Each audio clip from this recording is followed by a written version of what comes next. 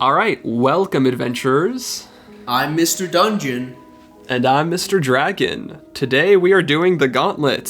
So I'm running the 14th level Gauntlet. Mr. Dungeon has built a character using the new 2024 player handbook rules. We're gonna see how a new player character with the new rules stacks up against the old Gauntlet. Do you want to explain what character you're playing, Mr. Dungeon? Yeah, I'm playing Anoga Whisperwind, who is a 14th level Moon Druid. I wanted to see if Moon Druid is still broken in the new edition, and I think they still are. They seem really strong. I also went with the human background, or the human race, and the guard background.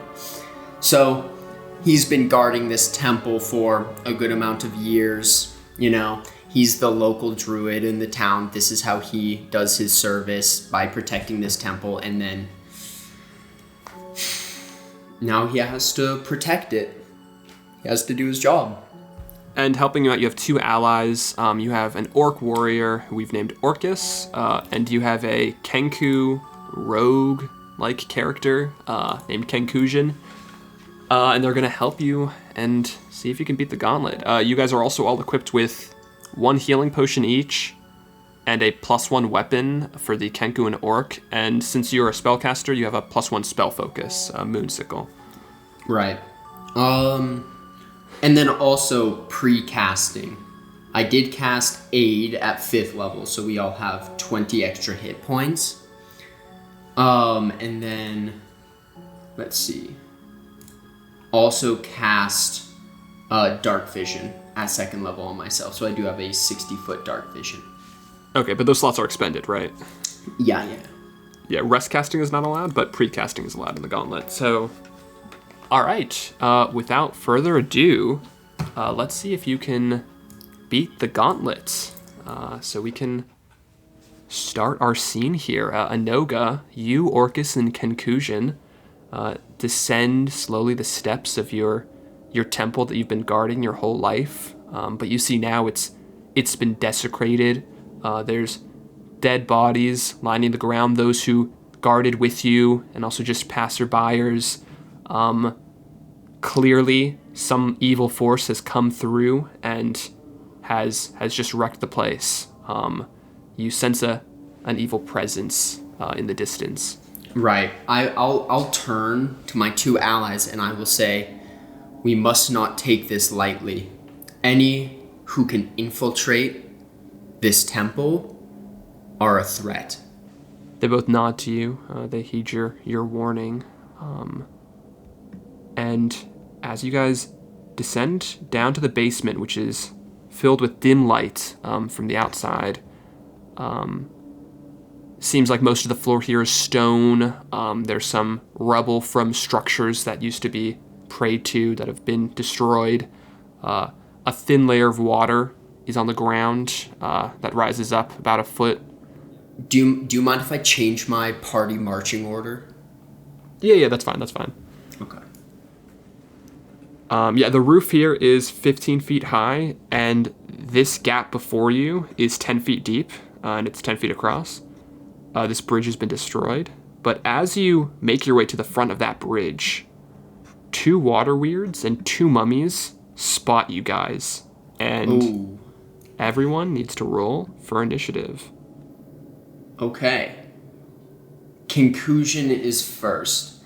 I'm going to use the feature on the new alert feat to swap initiative with Conclusion. So now Anoga will go first. All right. And then while you do that, I think I'll play out the rest of his turn. So Anoga, seeing enemies ahead, will use Conjure Woodland Beings at 7th level. So Conjure Woodland Beings at 7th level. And I'll refrain from adding the aura for just a second, because for his bonus action, he will wild shape.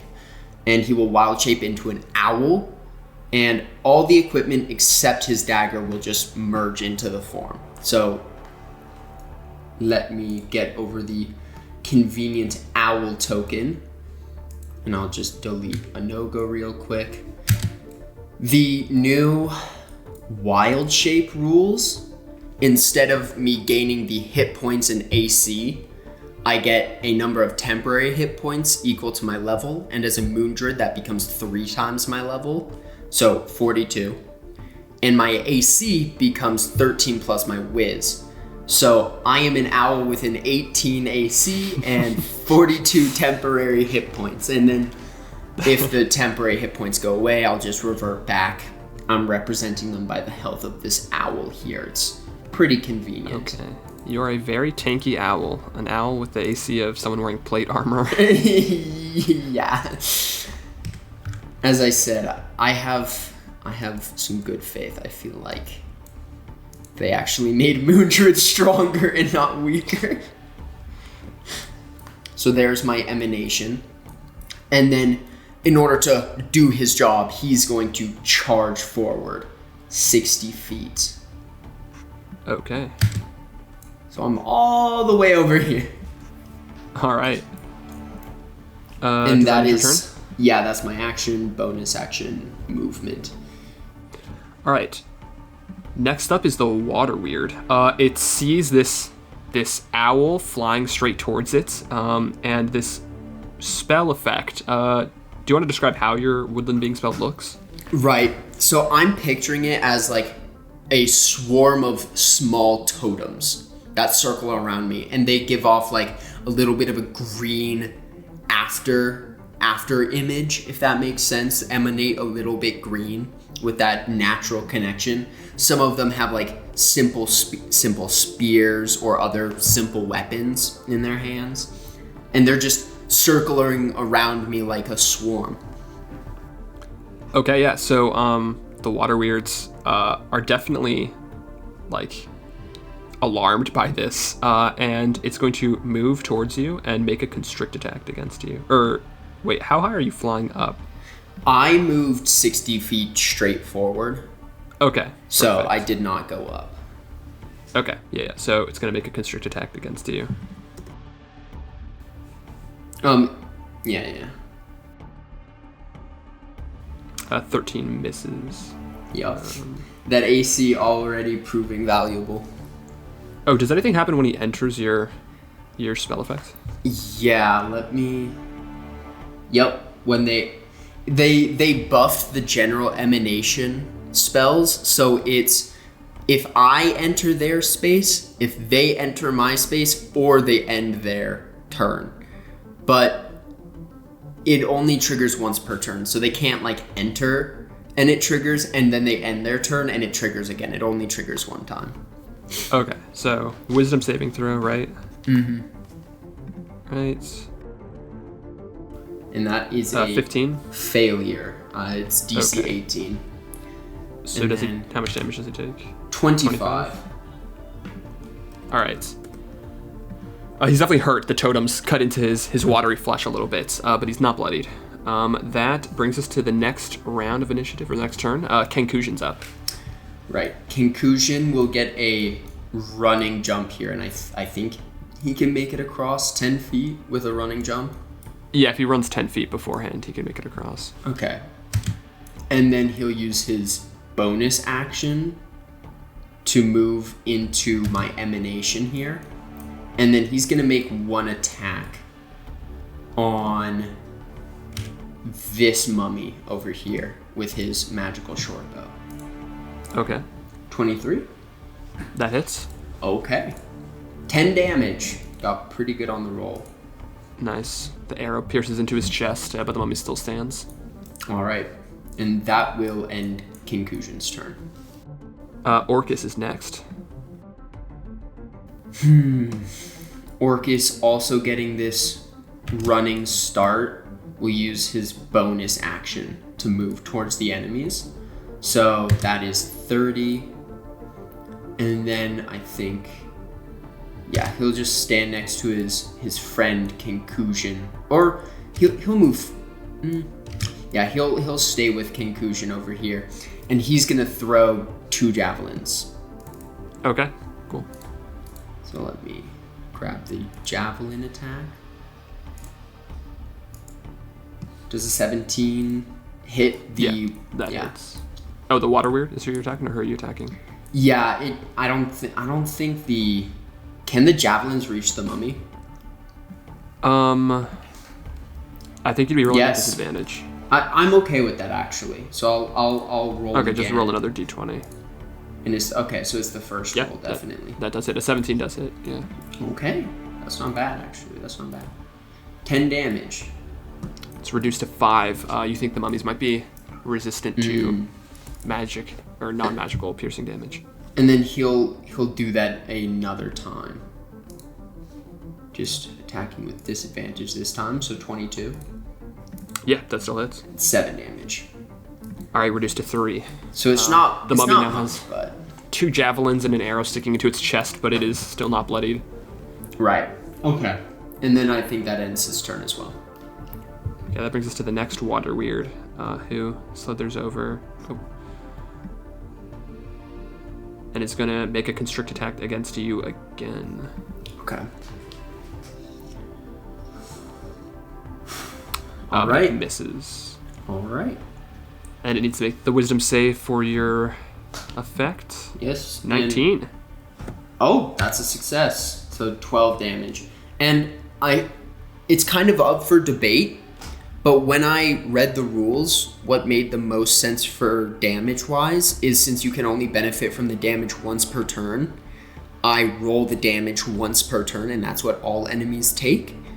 Might be able to argue that it's you roll individually for each, but No, but it's just gonna be easier if we do it like once per turn. Okay. Yeah. All right, that ends the water weird's turn. Bringing us to the first mummy, who's going to move 5, 10, 15, 20. And it cannot make an attack from here, but it can. It looks to you, and it is going to use its dreadful glare attack. So I need to make a wisdom saving throw. 13. Ooh. That just barely succeeds. Yeah, that ends his turn, unfortunately. He looks like he wants to... His, like, mummy hands are, like, swinging at you, like they want to attack, but he cannot. All right, the next mummy runs up to you, or, shambles up to you, and... Rather slowly. Again, it looks at you with its piercing, undead eyes, and I need you to make another wisdom saving throw. Okay, but that is actually 12, because it's not adding my proficiency bonus. And that's one of the... So I think that's a new change. Now, proficiency bonus, when you wild shape, you still use your proficiency bonus. And any saving throw I think your saving, your wisdom, intelligence, and charisma is always retained, right? Unless they've changed that. It should be that you retain. But one thing that you now keep is also the proficiencies with your saving throws and your skills. Okay. So I'm still proficient with wisdom save, so it's 12. Okay, so then you just barely succeed. Yeah. That ends round 1 of combat. Round 2 begins, and you are up. Okay. So this is the mechanic that I felt was so strong. I'm gonna move. Let's see, that's 20 feet. So I will move 25 feet. So I have now entered the space of these mummies, and they have to make wisdom saves or take 35. You do not take opportunity attacks from that? Right. Yep, I'm an owl. I'm an owl. It's flyby. So yeah. Okay. Yep. All right. Okay. So sorry. They need to make saving throws. The mummies. Yeah. 16 and the one on the left. 20. Okay. So 35 for the one that failed. All right. He is bloodied as the totems rip into him. And how much on a success? That is 17. 17? I believe. Yeah. He is also bloodied. That's the one with the arrows and the javelin sticking into him. So they're both looking pretty... Actually, they've taken the same exact amount of damage. That's funny. Yeah, they're both bloodied. Does that end your turn? Or I guess you haven't taken an action yet. I haven't taken an action yet. And I'm going to... I'm gonna risk it a little bit and see if I can kill this mummy outright. It's kind of unlikely, but honestly, the punishment for it's relatively low here. So I'm gonna do a claw attack with the owl. So I'll Okay, just on that guy. move over here. 4 attack. A 16. That does hit. Okay, this is big. I'm then going to leverage the regular damage, which is literally just 1. 1 point reduced to 0. Oh, Exactly. but I think you And can then I just get do to radiant use- damage. Oh, right? you're with your right. beast You're right. strikes. You're right. Yeah. So -1. And then I'm going to trigger both the Lunar Radiance and Primal Strikes, and I'm going to make it lightning damage for my Primal Strikes. So that's another 16 damage. Okay, 8 radiant. For sure he takes. Let me see if he's resistant to Yeah. lightning. He is not. Yeah, so that's another 8 that he takes. Oh, did I accidentally do that to you? That damage or no? No. Okay. Yeah. He is just barely up. He is suffering, but he is just barely Darn. up. I tried. And then I'm just going to use the rest of my movement to move back to where I was. Okay, and then that triggers it again for the water weirds. Yep. And then if they okay. don't succeed, they take 35. That is definitely a fail, and the one on the left also fails. So 35 kills the one on the top. Nice. Bloodies the one to the left. Okay, this is what we like to see, a bunch of very weak enemies. Yeah, they're all very bloodied.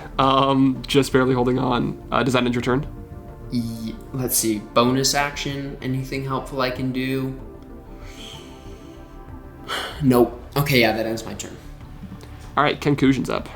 Okay, Conclusion is just gonna move 5 feet over here and just gonna try and finish off that mummy from earlier. Okay, yeah, the one that's, yeah. Come on, Conclusion. 15? 15 hits. Okay. 12 damage, max damage. How does Conclusion finish the first mummy? Straight through the eyes. I mean, have you seen his mod? A plus 11 to hit? He is a master marksman. Yeah, the mummy tries to use its dreadful glare, this beam of necrotic energy, tries to reach Conclusion, but the arrow cuts through it, and he is dead. Yeah, and then let's see here. I think I'll have him bonus action dash here, so he's used 5 feet, so he gets 55 left. And he has to be careful to kite. Can he kite both enemies, or will he provoke an opportunity attack?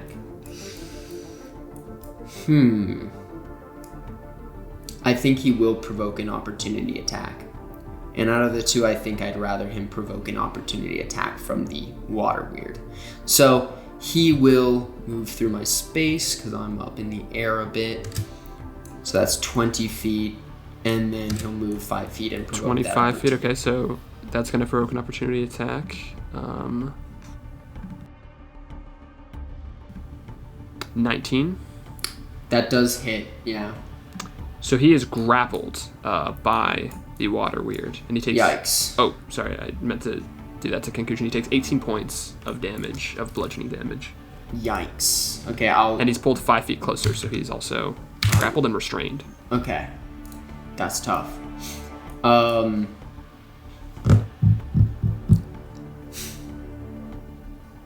mean, I guess he hasn't used his action yet, huh? No, I guess he hasn't. No, didn't he finish off the... Oh, he Finished totally off that did. guy. Good call. Good call. I don't think he can get out of the grapple then, and I don't think anything he can do would be helpful. Here's my hubris biting me in the butt. I should have just taken the disengage instead of trying to do the dash. All right. If that is his turn, then Orcus is up. Right. Maybe Orcus can save Conclusion here. So I'm gonna say I'm gonna play a little greedy here. I'm gonna move Orcus here with his bonus action, 10 feet movement towards an enemy. And then he's gonna make 2 great axe attacks against the water Well, weird. let's do one first, because that might kill the water weird with the first Oh, one. okay. 26 to hit. Yeah, like that hits. Let's see how much. 16 damage. Okay, so he kills the water weird with the first strike. How does he want to do it? Nice. Kind of cuts. I'm gonna stay pretty clean with these descriptions. I like the cuts him in half. the water, just whatever magical binding was holding the water together is now disrupted, and it's just a whoosh as the water falls to the floor. All right. And then he's going to use another 20 feet worth of movement from his bonus action to kind of interpose himself between Conclusion, and he still technically has 30 feet of movement. He also still has an attack. Since he took the attack action, he can you're right. do a second You're attack. right. Good catch, thank you. So he will do that attack, 27. That hits. And 8 damage. All right. Mummy's still up, but weak. And you know what? Let's see. Okay. I think he's gonna go for it, so he will provoke the opportunity attack as well. I guess I shouldn't move him quite so hastily, but let's see if the attack lands. All right, yeah, so the mummy is going to take a Rotting Fist attack against Orcus. 18. He has a 19. Wait. Yeah, his AC is 18. All right, that hits then. No. So he's going to take 20 points of damage, and I need him to make a Constitution saving throw. Does he have an 18? Oh, yeah, he totally does. Oh, no. Oh, it's so close. I was hoping. I was praying. 13. A 13 just barely succeeds. Okay. All right, so he does have the rest of his movement because he's not grappled from the mummy. Okay, so then that was 10 feet. And then another 20. Okay, he has made it over there. Now what? Does that end his turn? Yes. That brings us to the mummy's turn. And the mummy doesn't like that Orcus tried to get away, so he's going to move 5, 10, 15, 20. And he is going to first make his Dreadful Glare attack on Orcus. So I need him to make a Wisdom saving throw. He's not proficient. Oh. So that fails, which means... Frightened. Oh, okay, so he's frightened of the mummy. He did not fail the save by 5 or more, so he's not paralyzed. So the mummy's attack is not an auto crit. Oh my god, wait, the mummy can paralyze? Oh god. I've gotten friend very creature lucky has then. disadvantage. Okay, but I don't have advantage to hit, so he's just going to make a Rotting Fist attack with a flat roll. 24 hits. Yup. And another con save, yeah. Yeah, another 25 points of damage dealt to Orcus. And a con saving throw. Okay, 16 succeeds. Whew. All right, that ends the mummy's turn. Ooh. Bringing us to the top of the I'm glad round. he's succeeding. Three. Mummy rot would be so terrible. Before you take your turn, at the start of round 3, you notice some shaking in the ground as cracks begin to form in the ceiling and the walls of this chamber, and water floods into it. It rises up really quick. Conclusion and Orcus and the mummy are both covered like at waist high in 5 feet of water. And you hear from all around you creatures and different movements are starting to come out of the water. And off to your left, you just see a school of hungry-looking hunter sharks. There's 9 of them. Oh, and God. they begin moving towards the blood they smell in the water, Orcus having been pummeled by the mummy. Oh no, Orcus, you gotta get out, but it's water, so it's difficult terrain. You gotta run. All right, the sharks roll for initiative. Whoa, all right. That's a high one.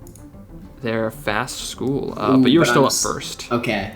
I'm gonna shout to my allies, make for the exit. I'll hold them off. I will hold them off. Okay. All right. And I'll move 10 feet, and since I can see the mummy in my Okay, he's got to make a whiz save. Yeah. That is a failure. He dies. Okay, cool. And then how much movement was that? 30. Okay. So I'm gonna use my action here to dash. So I get 60, Oh my god, you can move the whole map. 90. But I want to go 10 feet up, so I'll only move. Or how high can I? Wait. The ceiling is 16 feet high. Oh, okay. Okay, that makes it So- easy for me because I still need to. I want to kind of be in range, radius-wise. And how deep is the water? The water's only 5 feet deep. Okay, so then I think I'll go. I guess I just got hit by a bunch of water, so I'm now a really wet owl. So I'll use 10 of that movement to fly up. Okay. So I guess I only. Do I get that shark? It's an emanation. Yeah, the shark's in your aura. Yeah. Okay. He fails, so he takes 25 damage, right? Yes. And he is bloodied by that. Okay. All right, does that end your turn? Yes. Okay, the first shark goes, it 5, 10, 15, 20, 25, 30, 35. It sees you're like this like whirlpool of death, and it does not want to mess with that, so it's gonna use the remainder of its movement to dash. Just move 20, so this is 50, and it's gonna go to where it smells the blood in the water. That was 50, so it has 30 more. All right. And that ends his turn. Brings us to the next shark. This one is gonna follow suit. Okay, so they're not touching my emanation. This one already was touching your emanation. Oh, okay. The other one dodged out of it. Or Yeah. moved around it. Got it. Whew. All right, that ends his turn. Oh, I accidentally took the wrong one's turn. This guy was next, technically. But they're all just moving. Yeah, they're all just moving, using their movement and dashing, trying to get to where they smell the blood.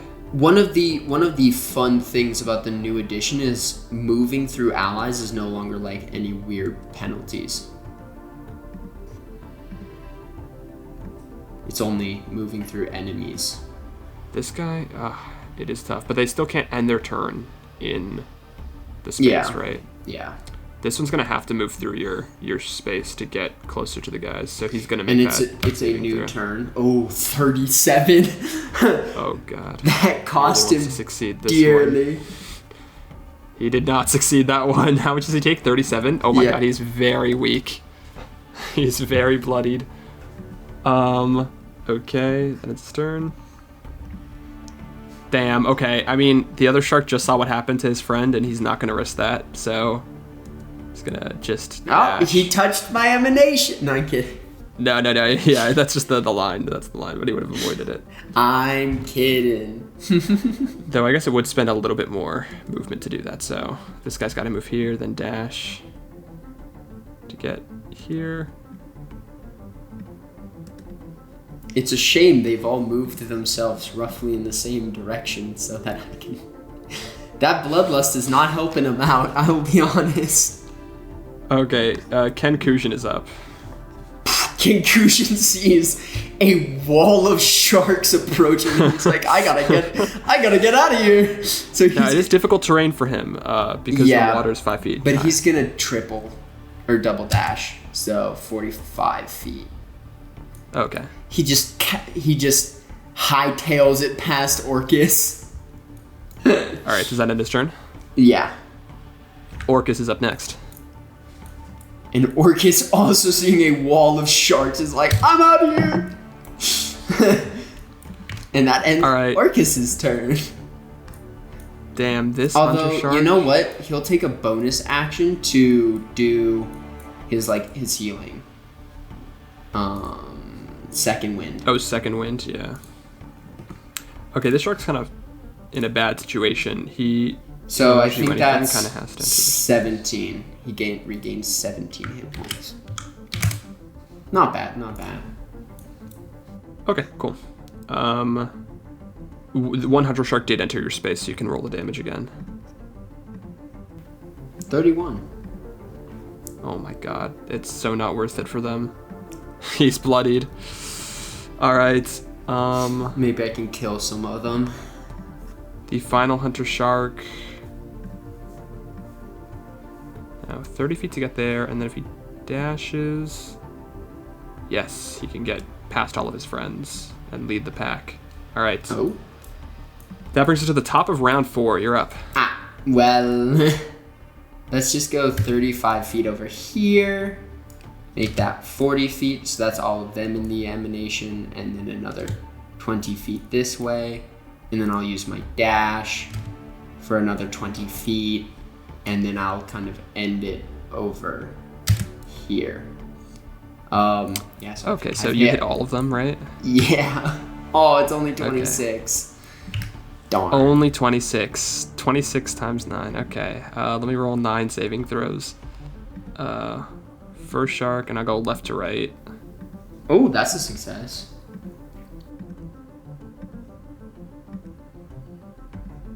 Six, 7, 8, 9. Okay, so shark 1. One success. He failed. Okay, so he takes 26 points of damage. He's bloodied. Shark 2 succeeded, so he takes 13 points of damage. He's not bloodied. And then the rest of them failed, you said? Yeah. I think there was actually only one success. Bloodied. And it was the second shot. Dead.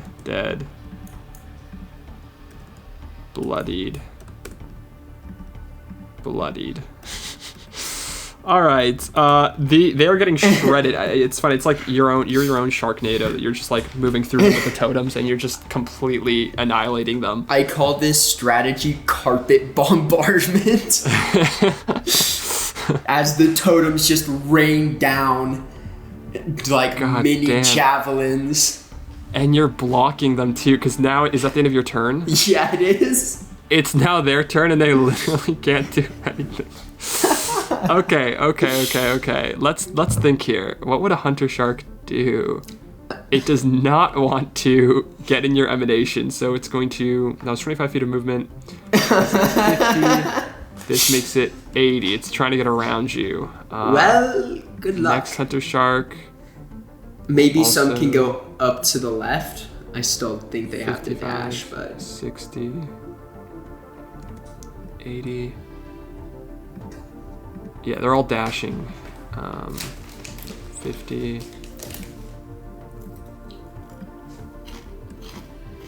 80.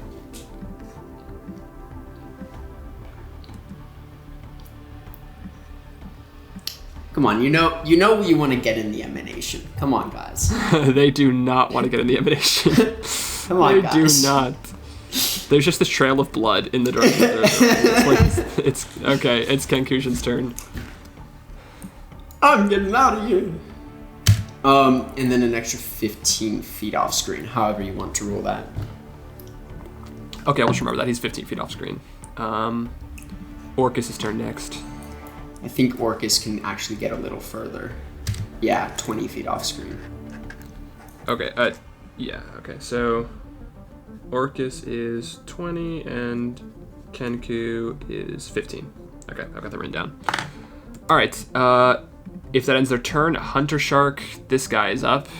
He doesn't really have many options, does he? He could go to the left, try to go up and around that way, I think, maybe. Possibly. He can also move through his front space. I guess that's true. So he's gonna move here. That's 50, and then. And I guess, yeah, I have to see them in order for my emanation to target them. So I'm almost picturing like as I swoop over, there's like a loud, not quite a caw like a crow, but just like a fierce bird sound as I like give the order to attack these sharks as I fly over them. At the start of round 5, what's gonna happen as you're about to do your movement, you see burrowing themselves out of the stone 5 jewels, and they also roll for initiative. The damage. So there's just this army of sea creatures trying to kill you. Okay, you're up first still. Okay, and Trolls. I see one large lobster claw. Or I guess I don't see any of them yet. But I think I'm gonna do like a circular motion here. So 10 feet. Oh. Do I wanna hit them yet? How far away is that? That would be like all my movement. If you don't dash, yeah. Let's start by just cleaning up the sharks. So I've used 10 feet, 10 feet, 10 feet. That's 30, right? And then 20 and that So hits 50 all feet of of them. movement, so that hits all the sharks, yeah? Yeah. Do you want to roll your damage, and then I'll make the saving throws? Come on, big boy damage. Okay. So 27's okay. 1, Oh, success. 2, how many sharks are left? 1, 2, 6. 3, 4, 5, 6, okay. I've killed 1/3 of all sharks. 3, 4, Whoa, 2 successes. 6. Yeah, don't count the sharks out yet, alright? So, shark 1 succeeds, so he only takes what's half of 27? 13. 13. He's still up. Shark 2 failed. He's still up, but very bloodied. Shark 3 failed. Okay, he's dead. Shark 4 succeeded. So he only takes 13. He's still up. And then the other ones die. Okay. I mean, you know, killing 1/3 of all the sharks each turn, it's not bad. It's really not. And then I'm kind So of 10 feet of movement, your action, and your bonus action. Oh my god, wait, if they begin my... Oh, shoot. This is tough. I still have my action and my bonus action, but I'm out of movement, right? You have 10 feet of movement left. Oh, okay, then I'm just gonna...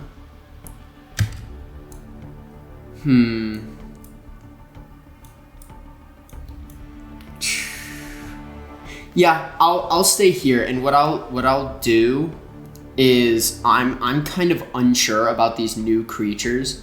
So I think I'm just gonna even take the dodge action. Never sleep on dodging and just in an emanation. Okay. Yeah, and then that ends my turn. Alright, that brings us to this hunter shark who... Begins their turn in my emanation. Does he take damage for beginning it? I thought that's the change that he doesn't. It's if he ends it, right? Or if he enters it. Oh, yeah. Not for beginning, Well, right? Let me check. Because that do used to have be it. old Spirit Guardians is when they began. So, yeah. Oh, I guess whenever a creature you can see enters the emanation or ends its turn there. Yeah, so you're correct. You're correct. He's gonna move 40 feet, 45. So he dashes. He's gonna get to your allies. He can get to your allies. Let's But have them. he can't hurt them. 'Cause He can't attack. Yeah, he has to dash. Here, I'll just like I'll give you a little note here, just like I'll do it down here with the free hand. I have their distance. Orcus is 20 feet away. Oh, okay, Confusion is okay. 15 feet away. Okay, good. Okay, that ends his turn, bringing us to the next hunter shark, who is going to do a similar thing. Move 20 feet, then move 80 feet, which would get him enough to be next to Conclusion. And do you want to just treat like maybe this area as 10? How do I explain this? You can treat this area. Oh yeah, treat the stairs. Let's say the stairs are 15 feet, or let's say the stairs are 20 feet, and we'll just move Conclusion back. Yeah, to like here. No, he was already. Yes. There. Oh, okay. I mean, he's 15 feet away. He's 15 feet away. Oh, right. Or 20 feet. Okay, Right. and then the shark And then, dashes, so can and we that just gets me make exactly a little... there with 80 feet. So then this little area is 20 feet, right? Yeah, that area is 20 feet. Got it. That's convenient. All right, cool. That ends their turn, bringing us to the first Jewel, who's going to move 5. Let me get the ruler out. So that's... Oh, Can he not move? Oh, I don't have him selected. 15, okay, so 20, 25, 30. So he's gonna dash to get to you. And end to his crowd around turn you. in my emanation. He does end his turn in your emanation. That's not bad. That's not bad. And that's a failure. Okay, so he takes 30 points, or 32? 32. Damn.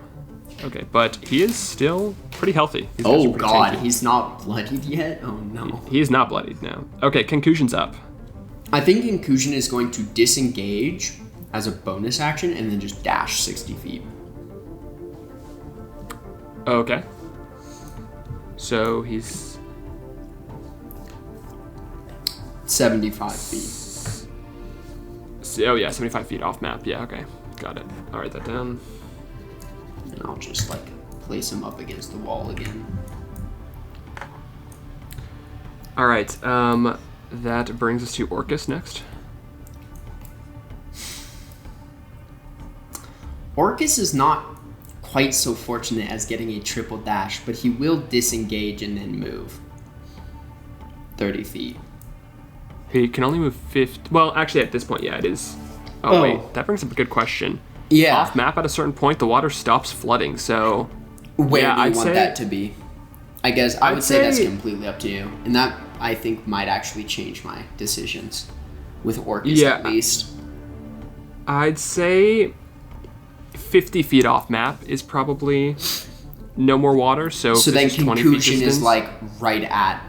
Yeah, Conclusion's the left the water, but Orcus is not. He's not going to be able to, and he's in difficult terrain.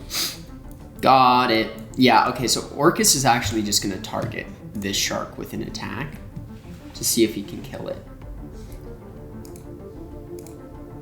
Natural 1. Does a 14 hit, or is a natural 1 an auto failure? For A combat? natural one is an auto fail. Ah. Unfortunate. He uses his extra attack. A 19? That hits. How do you want to do it? Okay. Chops the shark into pieces, and then he can only move 15 feet. Okay, so then he's 35 feet off map, so he's 15 feet away from being on land. He's almost there. All right, that brings us to the second Chul, who's going to move into your emanation, but has enough movement to still make their attack against you. So they enter the space. How much damage do they take? 39. Wow. Okay. Let's see if he succeeds. He does not. Okay, 39. But he's still not bloodied. Oh my god. And he's going to make 2 pincer attacks against you. You did take the dodge action, so it is going to be at disadvantage. Okay, and he can reach me even though I'm 10 feet up? Yeah, he has 10-foot reach. Okay. And he's a large creature at that. Okay. So attack with disadvantage, 16 to hit. His second attack, 20 to hit. Okay. The dagger comes in clutch here as I use defensive duelist. So yeah, the new defensive duelist. Yeah. Should explain because I've already approved this. Yeah, the rules are you need to be holding a finesse weapon, not wielding a finesse weapon. So you can still do it even if you're wild shaped. Right. Yeah. And then they've also actually buffed defensive duelist. Now instead of it just being for one attack, it's all melee attacks until the start of your next turn. And I get to add my proficiency bonus, which is 5. So I'm now an owl with a 23 AC. So the Chul with his giant 10-foot claw reaches out towards the owl. That's a tiny creature, 2 feet tall. And you parry it with your dagger. You parry their claw. And it does not hit you. Okay, that ends his turn. So now they have to meet or beat a 23 with disadvantage. So then that brings us to the next Chul, who is going to do the same thing, get into your space, and he'll take some damage. Oh, 18. Ooh, not as much. Still something. 18. Absolutely. All right. And then he's gonna make 2 pincer attacks against you. Okay. So the first one is a miss. The second one is a miss. All right, so that ends his turn. Nice. Yeah, I'm just picturing there's like a sea of claws beneath me, and I'm just swooping in and out of them as they snap closed behind me. This one, wait, did he have enough movement to, because he can't end his turn in his friend's space. That's 20 feet, so you can move 5 feet forward, then 5 feet back. And he actually doesn't provoke an opportunity attack because you've used your reaction already. So That's true. All right, he does enter your emanation though, so he also needs to take some damage. He'll make a save. Whoa! Oh my god, 41. Jesus. That's 3 think 8s. He's just barely not bloodied by that. Wow. All right, and he makes his 2 pincer attacks against you. If only that 41 was on my turn so I could apply it to all of them. That dodge is so good for you right now. You would be so screwed if you didn't have the dodge. I mean, why do you think I dodged? God, I see a swarm of enemies. I'm like kind of out of movement. This guy does the same thing. He does have enough movement that he can get in, attack, and then get out. So another wisdom save that he needs to make. Failure. How much damage does he take? 36. All right. Okay. And 2 more pincer attacks. Really. It's really not. It's not that. Carpet bombing is not a valid strategy. I mean, it really is a valid strategy, but like. One of those pincer attacks should have been a natural 20, but because of the dodge, yes, he survived. All right, that ends their turn. Top of the round, round 6. You're up. So what I'm gonna do here is a little bit whack. So once again, I don't provoke opportunity attacks. So that's 15, 20. 20 feet back, 25 to hit all of them. So then I still have 5 feet of movement, but we'll get to that in a minute. All right, so 5 saves, and I'll do it from top to bottom, left to right. But it does not matter because they all failed, so they all take 25 damage? Yep. 125 damage, no resources, it's not bad. Okay, they're mainly all bloodied. The one in the top left is not, but the rest of them are. And then I have 5 feet of movement. I'll just move at this diagonal, and then I'm going to use my action to dash. So this is 50 movement, and now I'm in the range of that shark. Doesn't even need to make the save because he dies. And then I can use the little last bit of my movement to also hit that shark. Okay. And that's you moved 20 feet, right? This is 20 feet. You consider Yes. it? Okay. Wow. Yeah. Okay. So cool. Does that end your turn? Yeah. That felt like a good turn. All right. The Chul is up. He's gonna move to this spot. He's gonna move 15 feet. For some reason, I can't move him. You weren't clicking on him. Yeah. 20. Okay. So 30, and then he's got to move 20, and then he can move 10 feet. So, but he'll do it like this. Okay. Ken Kujan is up. Oh, Ken Kujan's basically off map at this point because he's out of the water. He's triple dashing away. Yeah. Okay. So he's off map. Yep. That brings us to Orcus. Or you know what? How about this? Can I have Concussion make one attack against this dude, and then use his bonus action? I don't know if he's in range because he's. Oh yeah, you're right. No, yeah, I'm triple dashing. Okay. Orcus is up. Orcus is going to move 15 feet with his movement, and then take the action to dash 30 feet because I think he was right on the edge of the water, right? Yeah, he was. Yeah. Okay, so he's now 90 feet away. All right, and Concussion is over 100 feet away. If you want them to be out of the combat, then you can just... I would like them to be out of the combat. I think I've got this. The carpet bomb strategy, there's some merit to it, no question. So then that brings us to the next Chul. Yeah. And I'm just gonna say as I watch them go, fly, fools! He's gonna, for the sake of my sanity, he's actually gonna ready an attack action. Okay. Boo. And this Chul is gonna do the same thing. Oh God.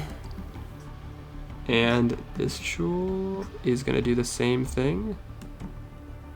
And so is this Chul. This is really tough for me, personally. This is really difficult. All right, top of the round 7. Before you do anything, I knew something was coming at round 7. Yeah. I caught that early stutter. I'm afraid what's going to happen. You hear a draconic roar, and then you hear another, and then another, and then another. Oh God! I'm fighting 5 dragons, guys. Wish me luck. It's over. And a beast emerges in the temple, and it is going to roll for initiative. I don't think I see. Where's the temple? No, you don't see it. Oh, okay. You originally didn't see it. Oh, but I see the chat. Yeah, it is a Hydra. You would know it's a Hydra. God. Okay, you're up first, though. So you and the Chul are on this side of the map where it's 20 feet further away, but the other ones are all like in the quote-unquote like normal Now see, map. the question is, do I use my action? I mean, I have to get within range of them to hit them with the emanation, and then they can hit me. That's tough. I think I'm gonna use the dodge here. All right. And then I'm gonna fly 40 feet that way, which is really 60 feet. 60 feet. Okay, so that hits all of them. Yeah, I didn't move exactly perfectly to hit all of them. Let me change this up very slightly. 5 feet. 40 feet. And then I guess I did see him here, so I can hit him. So then let me just. There you go. Yeah. There you go. 38. Yes. Okay. All right. I'll do top to bottom, left to right. Let's roll saves. Let's see if I can get them all. Fail. Fail. Okay. Fail. We like to see it. We love to see. Oh, is that a fail? No. Or sorry, yes. I have an 18. Yeah. All right. So 38 damage. Dead. Oh. Dead. Yes. Alive but bloodied. Oh my God, the value. I'm telling you. Yeah. Carpet I didn't roll bombing? their attacks against you, but I think because you killed them instantly as they entered the space, then they died before they could ready the action. Though this one guy does get his attack against you. I mean, so let's see if he you hits. did prepare the action. That's tough. I guess that would be completely up to you. Yeah, he gets one attack. And he hits unless you use your reaction to do the thing. I do use my reaction for so he does not hit. So that ends their turn. Or sorry, that's your turn. Oh my God. Okay. Yeah. Let him enter my space. Does that end your turn? Yeah, it does. Okay. Well, now the Hydra is up, and it is going to move.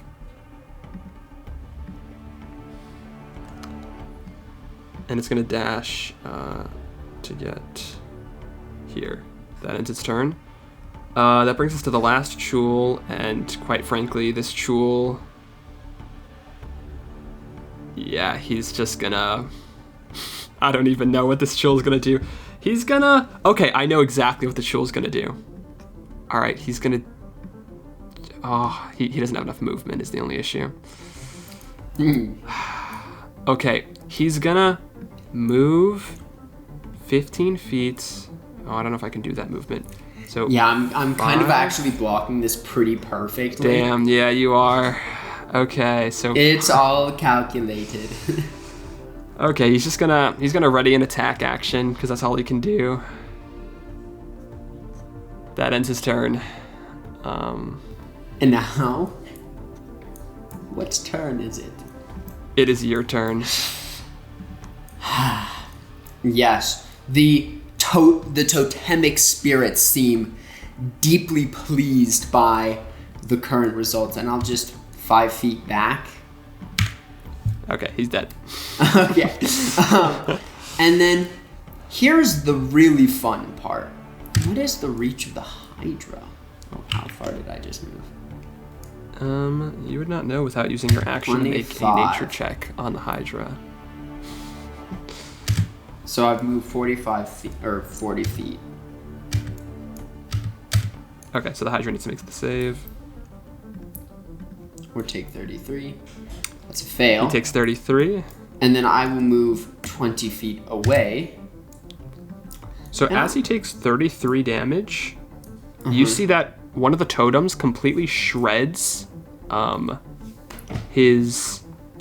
of his heads, and he's going to lose a head. So a head drops off, so he only has 4 heads now.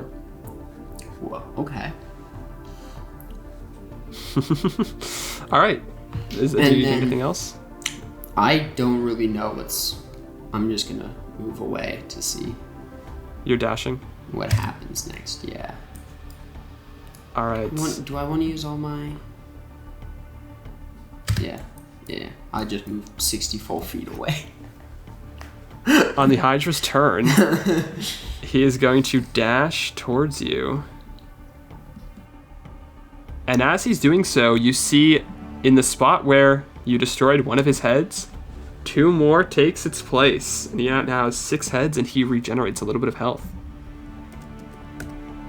Oh my god, Right. he gains back 20 health. Well, you're not supposed to see the exact number, but he gains back a lot of health. Okay. You're right. That ends his turn, though, so you're up. Okay, let's really abuse flyby here. 35 feet. Well, how far away am I?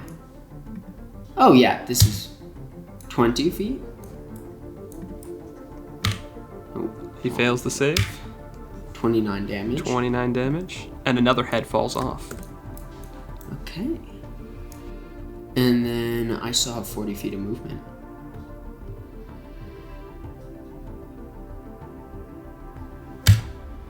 So I'll go straight over here. And I'm going to use this Starry Wisp. So I'm going to just command another one of the totems to launch themselves at the Hydra. Does an 18 hit? An 18 does hit, yeah. And then 13 damage. Whatever damage is that? Radiant. Okay, so it takes full damage. Okay, cool. I see, so damage matters. I must yes. find the damage that matters. Alright, does that end your turn? Oh, I think I have a good idea. Okay, yeah, continue. It is now the Hydra's turn, and it is going to move its movement speed towards you. And you are out of its reach still. Okay, so it has to dash to get to you. And is there like oh a my god, cliff and it enters here? your freaking thing. Okay, it's gonna ready its attack to hit you. Let me actually read how a feature works. You might get multiple. Oh boy. Yes. Oh, damn it. This feature is... I'll show it to you because it doesn't come into play. Listen to this. So it's... For each head to hat. Oh god. But it doesn't work for ready attacks. It only works for opportunity attacks, so you're immune because of flyby. But can you imagine? Okay, he still does ready. He readies 1 bite attack on you. And at the end of his turn, 2 more heads take the space where he had lost that last one, and he regains some hit points. This may take longer than I... this may become a bit Start of round 10. So that's a minute that your spell's been up. Okay, good to know. 15 feet closer. Am I... Makes this... He's within his range. He fails. Yeah, if your emanation is within 10 feet of him, then oh my 42. god. Jesus Christ. Okay, he loses a head at that. What? It's only 42 damage. Come on. But now. you do trigger his readied action. And bro, I forgot to.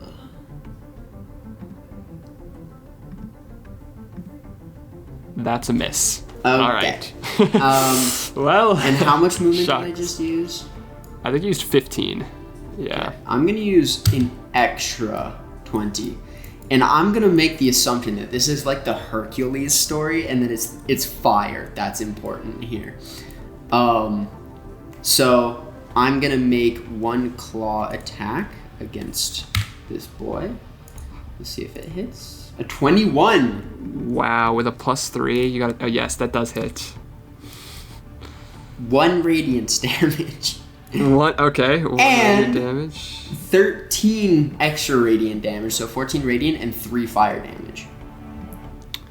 And 3 fire damage. Someone was a Percy Jackson nerd growing up. What? No. And then I'm gonna just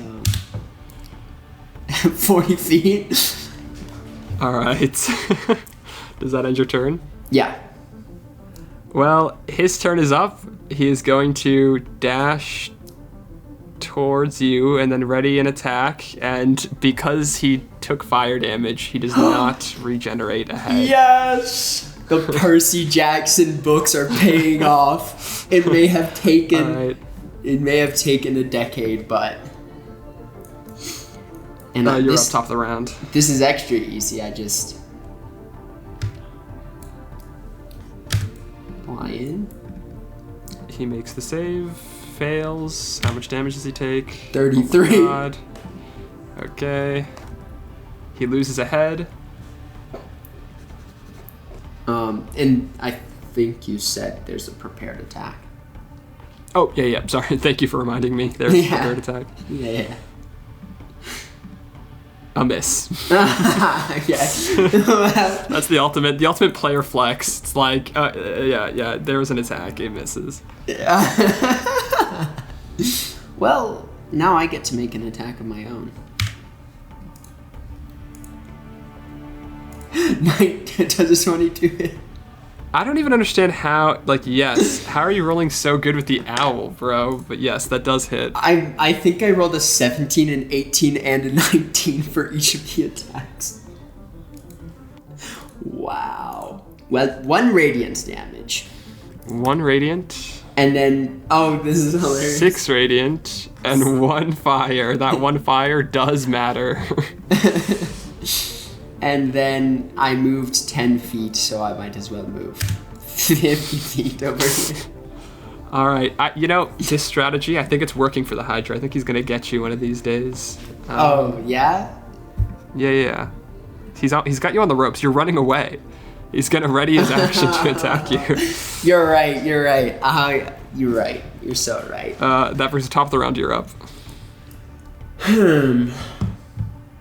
Oh my god, and he almost succeeded too. Sorry, I just assumed that you were doing the same thing. Yeah, come on now. Do you really think I'm so one-dimensional? I am one-dimensional, you know me too well.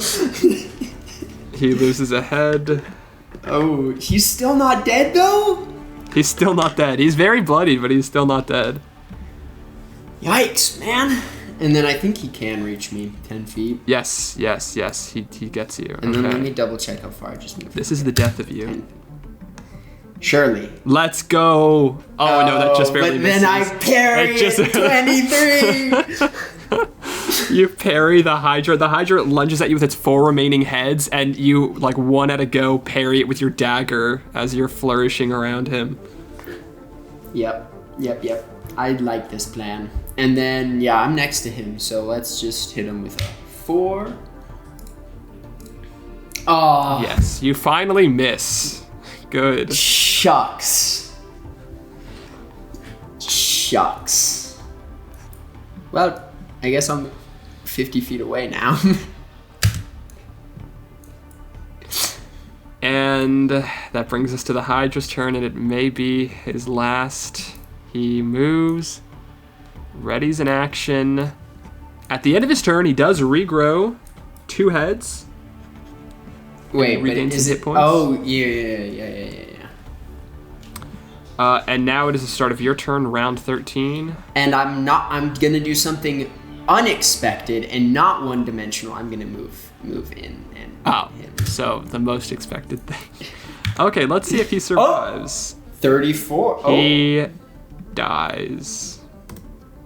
Okay. You have won round 1 of the gauntlet, map 1. Okay, and then yeah, I'll just scoot over here in 1 turn. Okay, yeah, you're out of initiative though. Okay, cool. Okay. All right. So that ends map 1, and we'll move you to map 2. And we're back. We're on map 2 now. We spoke a little off screen, and because the map distances they're 3,000 feet away, with a 60-foot fly speed, Mr. Dungeon's able to get to this second map with still 4 minutes left on his Conjure Woodland Being spell, but he has to leave his allies behind. So he is agreeing to that trade-off. He wants to keep concentration on his spell, but tough. He does not have his allies. It's a tough choice, but it's just, I feel like with this spell, it's just too good of a strat to give up. And it is a they didn't really spell slot. And they didn't do a lot for you in the first map. They so really like, didn't. Yeah. But who knows? Who knows what will happen in this map? That's true. So I pass over them. I get here. I move in, and also this is a great reason for being an owl. 120-foot dark vision. Yes, so you see a spectral figure, a wraith, but it also sees you, and because you're not stealthy at all with your giant aura, initiative is rolled. All right. Oh, I'm not first. Oh God. Yeah. And I don't have any allies to swap with. Is it adding your alert proficiency though? Oh my God. Initiative? It's probably not. It didn't add it before when I had to re-add your token. Okay. Actually, we can check. Yeah, it's only adding 1. So then I'm second in the initiative. So what is your actual initiative then? 17. Okay. So a wraith goes first. I got a wraith goes distracted first with the rotate feature. and it is going to use its 60-foot fly speed to not quite reach me. There must be 55 walls. feet. And yeah, it's going to... Okay, we have a problem. All right, what does the Wraith want to do here? Houston, we have a problem. Okay. It's gonna ready an attack action against you. You know what? That brings us to... It did something. And I did see it just like between shadows, yeah, so it's not like hidden from me or anything. Yeah, you know it's there. Okay. Good. And it is my turn? It is your turn, yeah. Okay. I would use 10 feet, or 25. It is important to note, the ceilings here are 20 feet high, so that's your limit. Oh, okay. Do you mind if I redo my movement? Yeah, that's fine. Because I would like to fly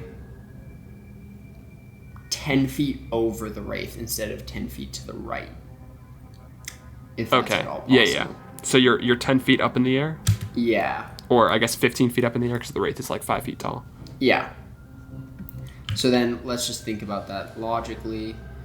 So that's 20 feet to do that, right?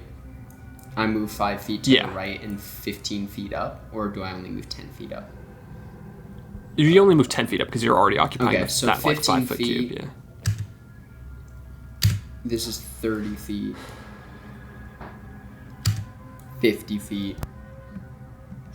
Okay, so the Wraith makes a wisdom save. Yeah. Success. 15 damage. Only takes 15 points of damage. 30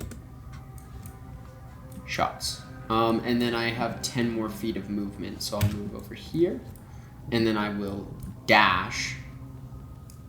I still have to cover some verticality here, don't I? No. We'll just call it like 20 feet for the whole map, just for simplicity. Okay. Okay, so this Wraith also needs to make the save. That's a failure. They take 30 damage. 20 feet. And I think I have just enough to also hit this Wraith over here with how much movement? Let's see. I use 60 and then I just use 45. Oh, so I still have 15 feet of movement. Okay. I'll plop over here. All right, does that end your turn? Yeah, and you roll for all 3 Wraiths? Yeah. All right, this central Wraith is going to fly towards you. He has enough movement to get to you. Okay. Oh, all right. He does enter your emanation on a different turn, so he needs to make a save.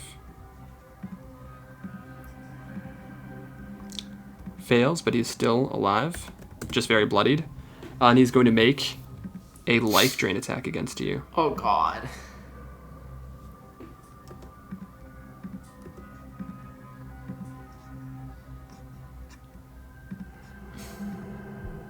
That misses. Does he have extra attack? He does not, so that ends his turn. Wow, really?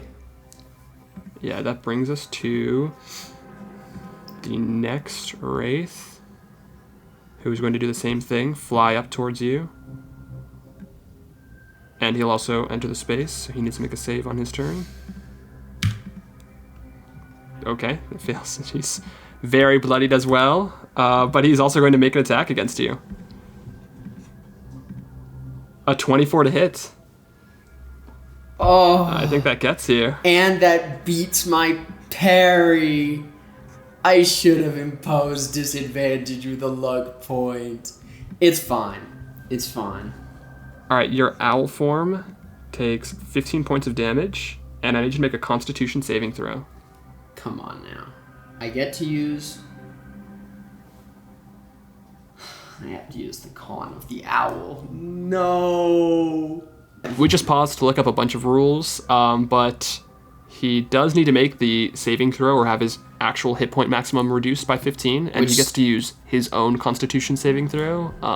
It's either his or the creature he's wild shaped into, whichever one is higher. Yeah, and it's not a huge difference, but a -1 versus a +1, that could be the difference.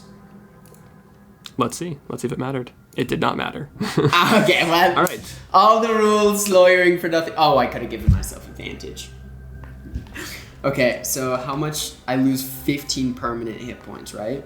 Yeah, 15 permanent hit points. That is very tough.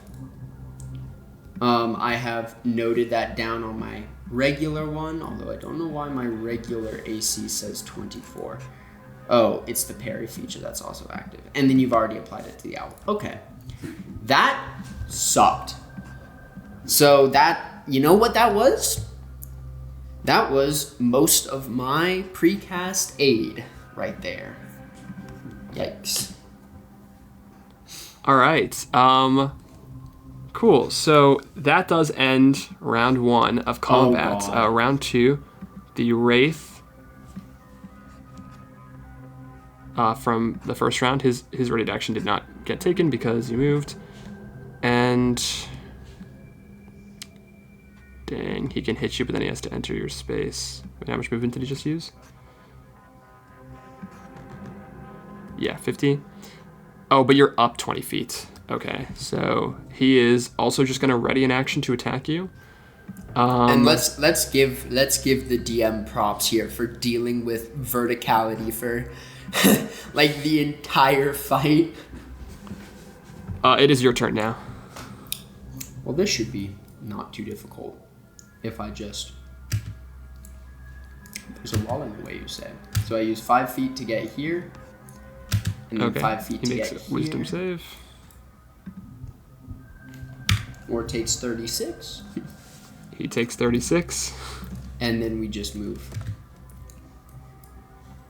5. He is bloodied. Okay, and these guys, it doesn't matter if they pass or fail, they're gonna die, so they die. Oh, that's pretty convenient. I think I will then... Do I go for the... 2d10 plus 1d8 is not that much better than 3d8. So I'm just going to use Starry Wisp. Does a 13 hit? A 13 meets it, beats it. 12 damage. With 16 hit points left, he is still up. Oh my god. Okay. And I've used 10 feet of movement, so just to frustrate him, I'm gonna move 40 feet over here. Okay. Does that end your turn? Yes. That brings us to the Winter Wolf's turn. What? So, unbeknownst to you, Yeah, yes. okay. There is a assassin and Winter Wolf that are riding into combat to try and kill you. They know that you are coming, and they've been sent to stop you. So, the assassin is riding the wolf. The wolf on its turn is going to dash. All right, so the wolf dashes to get to you. That is its turn. Bring us to the assassin, who's going to level a shot with her light crossbow at you. I think, just judging from the word assassin, I think I'm going to impose disadvantage on that attack. Okay. Okay, so she makes a crossbow attack with disadvantage. That is a miss. All right, that ends her turn. Let's see. Is it a miss because I of think the... she's... It was a miss because of the lucky. Let's go! Okay, she sees the aura, and she's not dumb, so she's going to get off the mount. I think that uses half of your movement. Although I guess I could have used my reaction for that.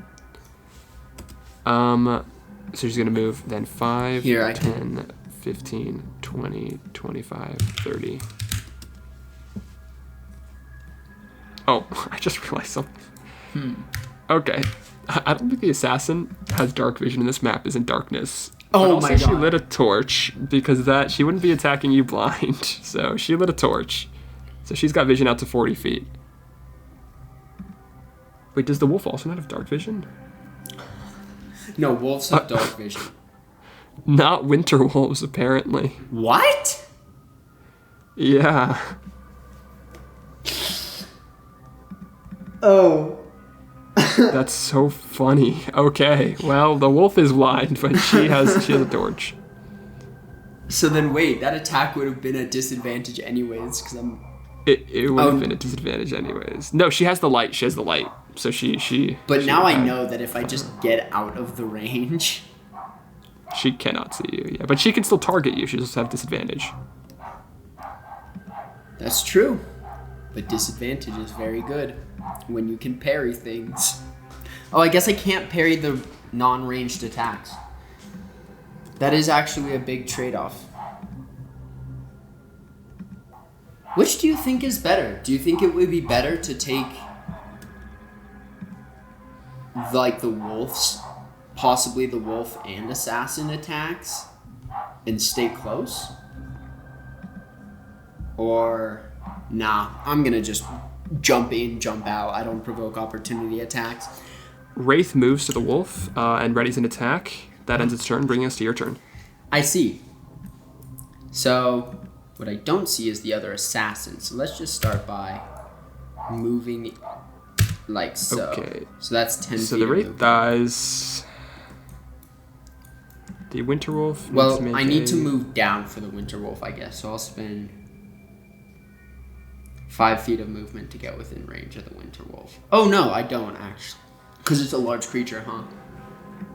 Well, if you are 20 feet up, so you do need to move down like 5 feet. Well, think about this. It's on the ground. It's 10 feet Yeah. tall, right? Because it's a large creature.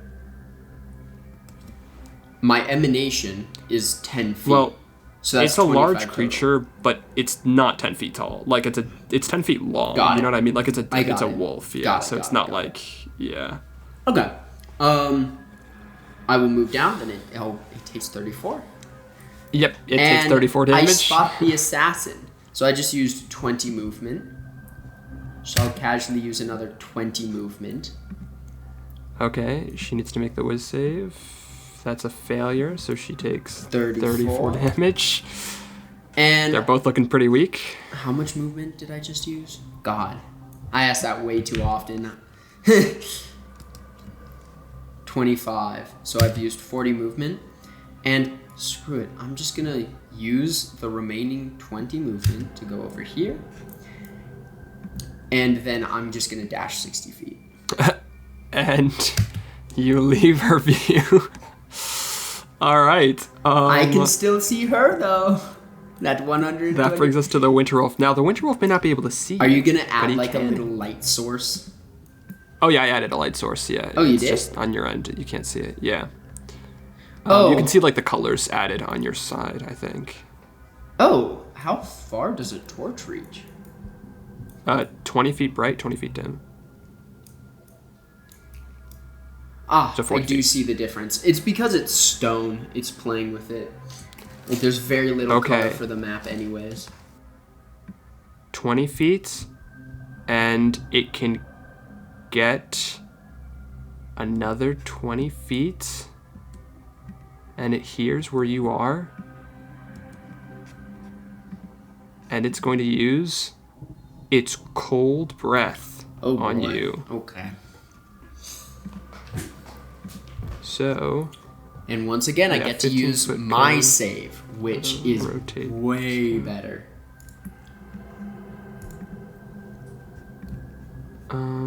Or I guess it's Yeah, I about the think same. You're definitely hit by the 15-foot cone. Okay. Yes, you need to make a dex save. Wow, okay, that meets it, beats it. Nice! Nice! Okay, you still take, though, 13 reduced to 6 points of cold damage. All right, so that brings us to the assassin's turn. She moves, and she's going to ready a shot with her longbow. Ooh. That brings us to the top of the round. You're up. Well, moving 5 feet forward is kind of free. All right, so the wolf makes a 39. wisdom saving throw. And fails. He is still up with 2 hit points. No! Then you know what? Maybe you shouldn't have given me that information. Because I'm just gonna back up 15 feet, and I'm going to use...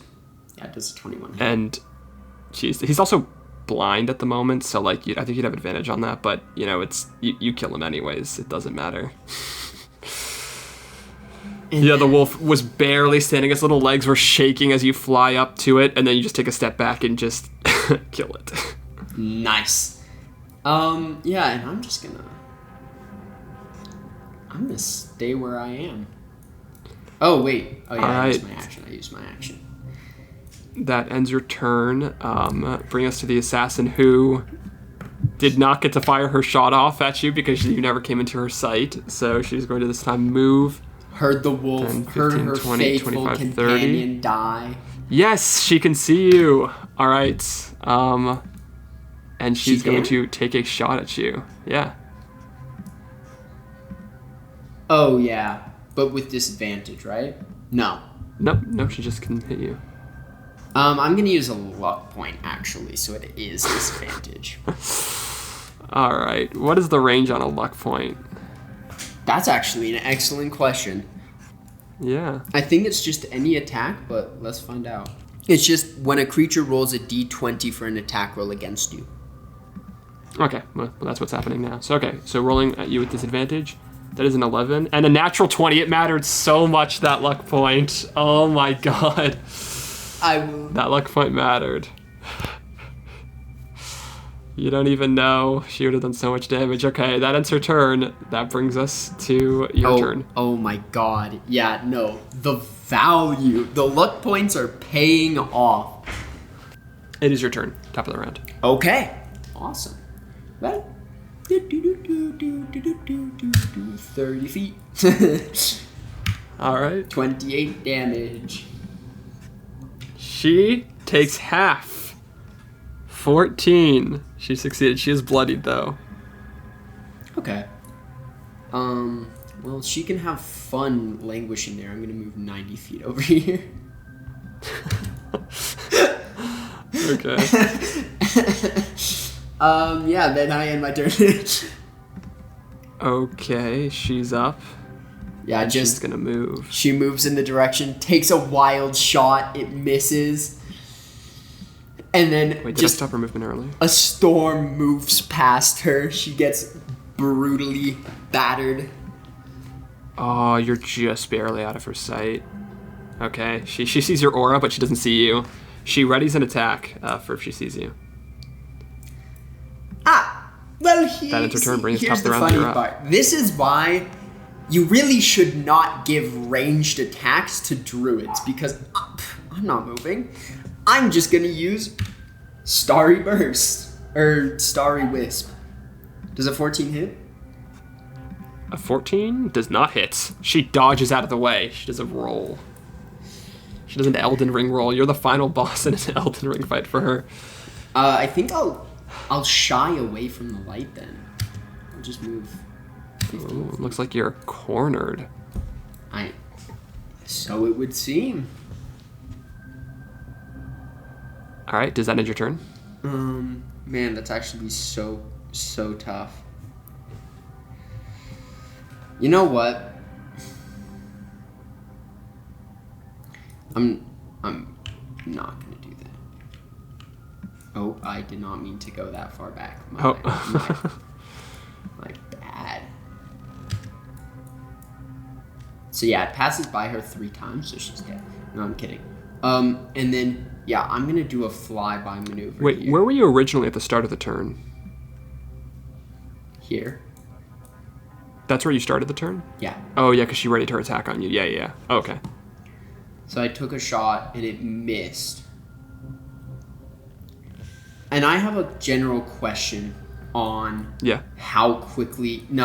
with the way you worded it, the second I'm in her sight, you fire. Yeah. So then, man, luck points are long rest, eh? They are. And I think I'm gonna need them. I'm just gonna risk it here. So I use my move to get nice and close. All right, so you're within 5 feet of her, or are you? Yeah, but I feel like with how you worded the... Well, she takes the shot off before, but do you end your turn within 5 feet of her? No, I will go 10 feet up. Okay. Okay, so she enters your... first she's going to take a shot at you, because that actually might matter. That might drop you out of your form if she hits you, so... And that would be she's gonna really tough. Roll to hit. Flat roll. Dirty 20 to hit. And I can't parry non-melee attacks, so that does hit. All right, so you take 6 points of piercing damage, and I'll apply that to you. Okay. And I need you to make a Constitution saving throw. Luckily, with my con, very balanced.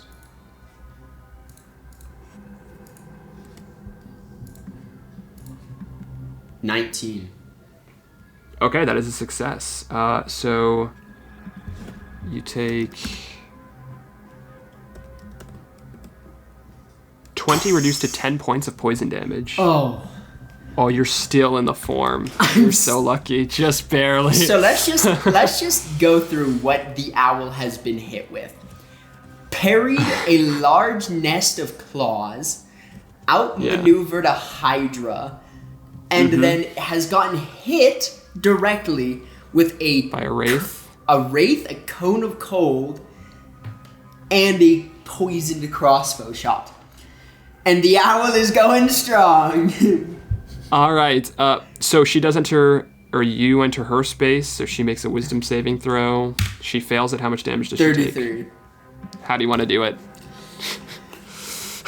I get as she pierced. fires her last shot of her life at you. I get pissed. I get hit. It's like broken a wing, kind of, or like injured a wing. I can still fly, but it's not comfortable.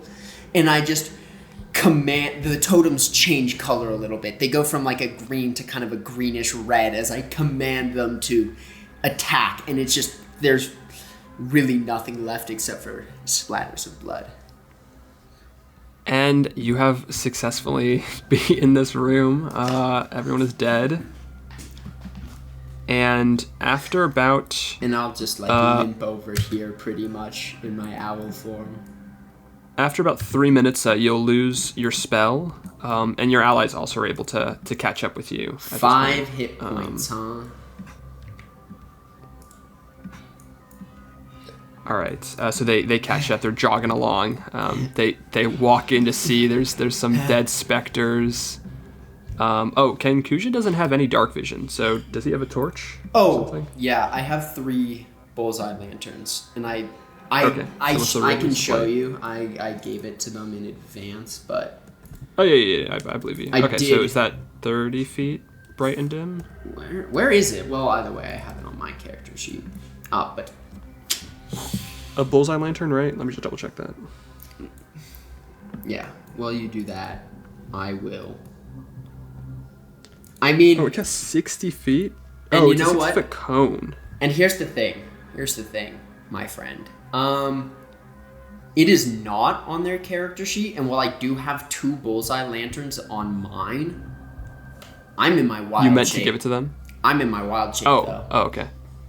Okay, so then they don't have anything then. So Conclusion is just blind. moving through here blindly. But Orcus is next, kind of guiding it. All right. So Conclusion sees nothing, just hears the sounds of an empty tomb. Orcus looks around at the large wolf corpse up on the dais and the 3 dead wraiths over in the corner. All right, so as you guys all settle in and are with each other, you hear something coming from one of the tombstones here in this chamber. You see a ghostly form of a woman. She floats towards you, and as you guys get ready on guard, she puts her hands up like she means no harm. And she says, "I was once a spirit that lived here in peace until these outsiders came and desecrated our graves. Thank you for defeating them. You are very brave." Yes, it was no easy battle. I was ambushed in the middle of it. If only we could know more about what had infiltrated this place. Who can turn undead against me? Well, for now I am tired, and I would like to rest. She kind of stops you from resting here, and she says, "These are sacred stones here. Outsiders are not permitted. But since you are of the temple grounds, perhaps I could make an exception. And I need you to make a persuasion check to see if you can actually short rest here." And that's... Shucks. The owl, not proficient with persuasion. Orcus is going to kind of tell her a little bit about what he witnessed in the first room and how brave and strong I was. Well, Conclusion is going to kind of back him up, and he's going to use his help bonus action on me. So it's a -1 to my persuasion, but it's at advantage and with a d6. Oh, didn't add the d6. Oh, it didn't matter. She just looks at you and the 2 outsiders, and she says, "Yes, I'm sure you were very brave, but you still cannot rest in these sacred grounds. Unless you bring me something of value in the next room. There is a sacred relic that has been lost to the ages. If you can find it for me, then I would also allow you to rest here safely. But be warned, there are dangerous creatures in the next room." If it is a holy artifact I must acquire, then so be it. All right, so we're back. We've moved to map 3. So after defeating the wraiths and the assassin and their wolf, you've moved to the catacombs even further, and you are looking for a relic that may get you a safe short rest, and you're also just trying to progress. So what do you do? What's your marching order? I think I'm gonna be first, and as I am unsure, I guess I'll move a little bit forward. 20 feet forward. Do I see anything? No, you do not.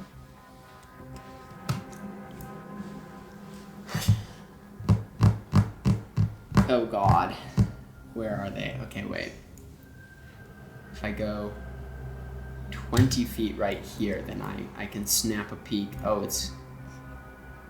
Okay, so I've moved 40 feet. And Dog. don't move anymore, because Oh. you are suddenly attacked by an invisible creature. Does an 18 hit? Are we rolling initiative? Well, first Yes. you're getting attacked. I'd like to... Oh, it's a melee attack? I parry it. Do you have to see the attack to parry it? I just rolled again for advantage sake.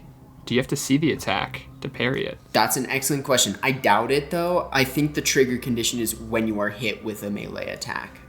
If you're holding a finesse weapon and another creature hits you with a melee attack, you can take a reaction to add your proficiency bonus to your armor class. Nice, and I rolled again with advantage. That's a 22, so you just barely dodge. You parry the invisible poltergeist's forceful slam. Let's go. All right, but yeah, with that, roll for initiative. All right, with that, we can begin combat. So round 1, you hear creatures in the room begin to move around. And God. this creature is I going wish to... I had taken the dodge action on my turn when I was moving. It's too late for that now. One creature moves.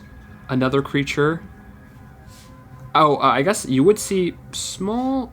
Would you see small lights in this room flittering about? And then it gets snuffed out. The light. Right.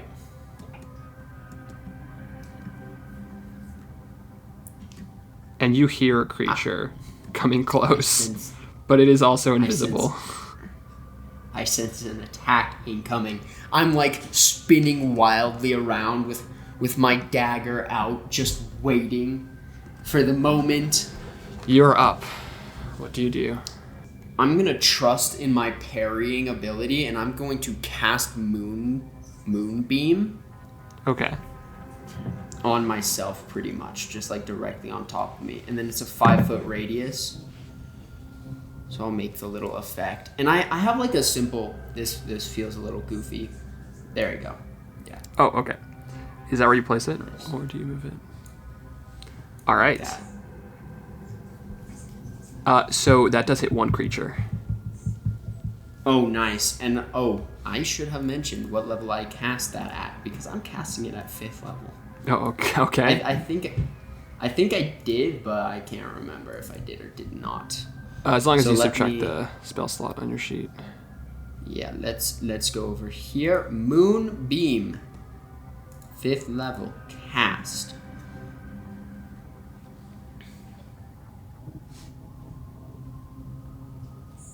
Yep. Okay. Good. So that is now expended. All right. So is it a con save that the creature needs to make? Yes. Yes. That is a failure. That was odd. Save macro, 6. 18 damage. Wow, that's incredibly low rolled. They're still alive. Is there any secondary effect if they're in the light? They get unpolymorphed. Okay, they're not currently polymorphed. So, Yeah. all right. Anything else? Does that end your turn? Yes, and it is radiant, if that matters. It does not. I think... Do I dare take the opportunity attack? I do. I'm gonna just move 40 feet back here. Oh, you don't take opportunity attacks because you're an owl with flyby. Oh my god, yeah, you're right. I forgot about that. I also forgot. I was about to hit you, but yeah. Goofy me. Okay, continue. Well, no. So now there's just a moonbeam. Does that end your turn? Yeah. Okay. Next up is another creature who is going to turn invisible and then take their turn.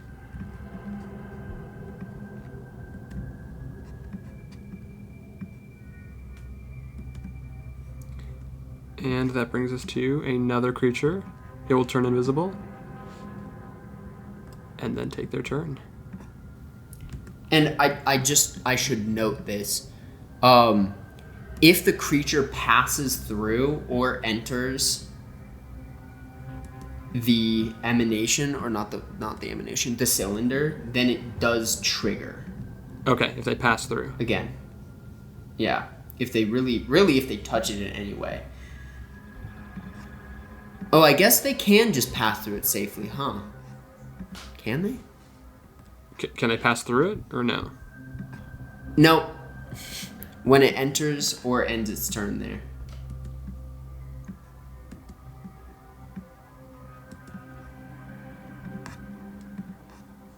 All right. Huh. Shoot. Okay, the poltergeist is gonna risk it. It's gonna move. It has to pass through your thing, 1 square. So, con save. Yep, or 25. Let's see if he passes.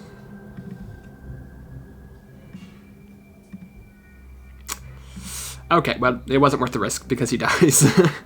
Oh my god, really? Yeah. All right. Orcus is up. The value then, god. Huh? What's going on? And then just prepares an action to throw a javelin. Okay. Wait, what is he preparing his action? If they on. If they see an enemy. Okay. Which may or may not happen. It looks like everything's invisible on this. So if they see an enemy, they'll throw a javelin? Yeah. Okay. So that brings us to the next unseen attacker's turn. Oh, wait, what is the move speed on these guys? Okay, perfect. They're going to dash.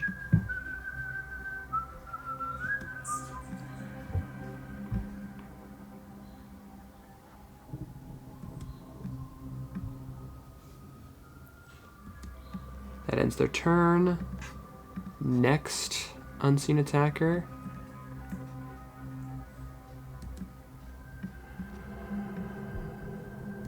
All right, perfect.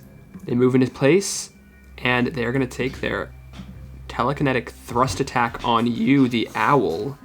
And if you are a medium or smaller creature, you are tiny. Which I definitely am. I need you to make a strength check against the poltergeist, a charisma check. Well, strength, I will admit, is not my forte. That's and it's a save? No, it's a strength check. Funnily enough, you actually succeed. Same. They only rolled a 5. Really? Yeah. Well, luck of the draw. I get pushed, but I flap my wings. They rip out the poisoned arrow in your wing, but don't manage to grab you.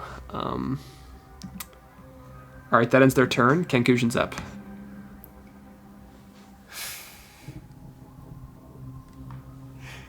Concussion's going to blindly fire a shot down the hallway. I don't really have a target to hit specifically, so I guess I'll just... Oh my god. Oh, I guess it doesn't matter that they're invisible, because Concussion cannot... Yeah, it's going to be disadvantage no matter what.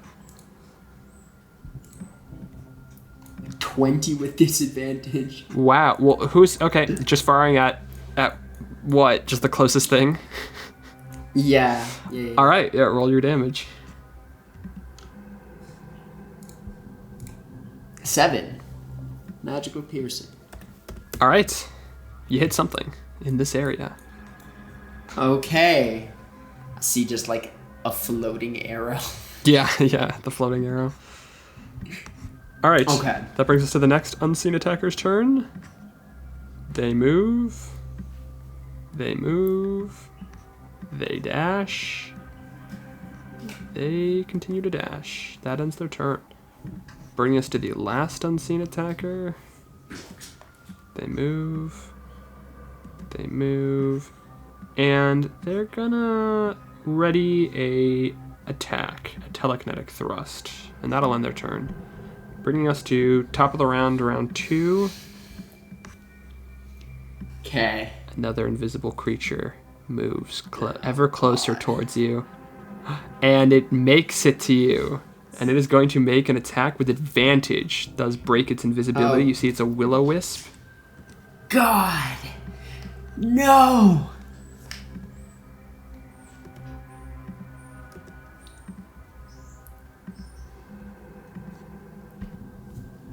And that's a miss. Even with the advantage, that's a miss. That ends the will-o-wisp's turn. I gotta tell you, the owl is just very, very mobile. You know what I mean? It's very hard to hit an owl. Okay, there's nothing bad happens if a creature starts its turn in the moonbeam, right? It's only if it enters it, right? It's like conjure woodland beings. Yes. Okay, so 10.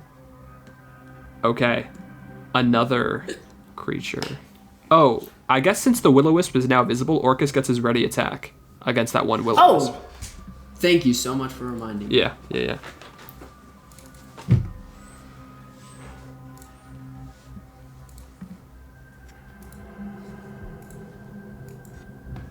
Is that a natural 20? Okay.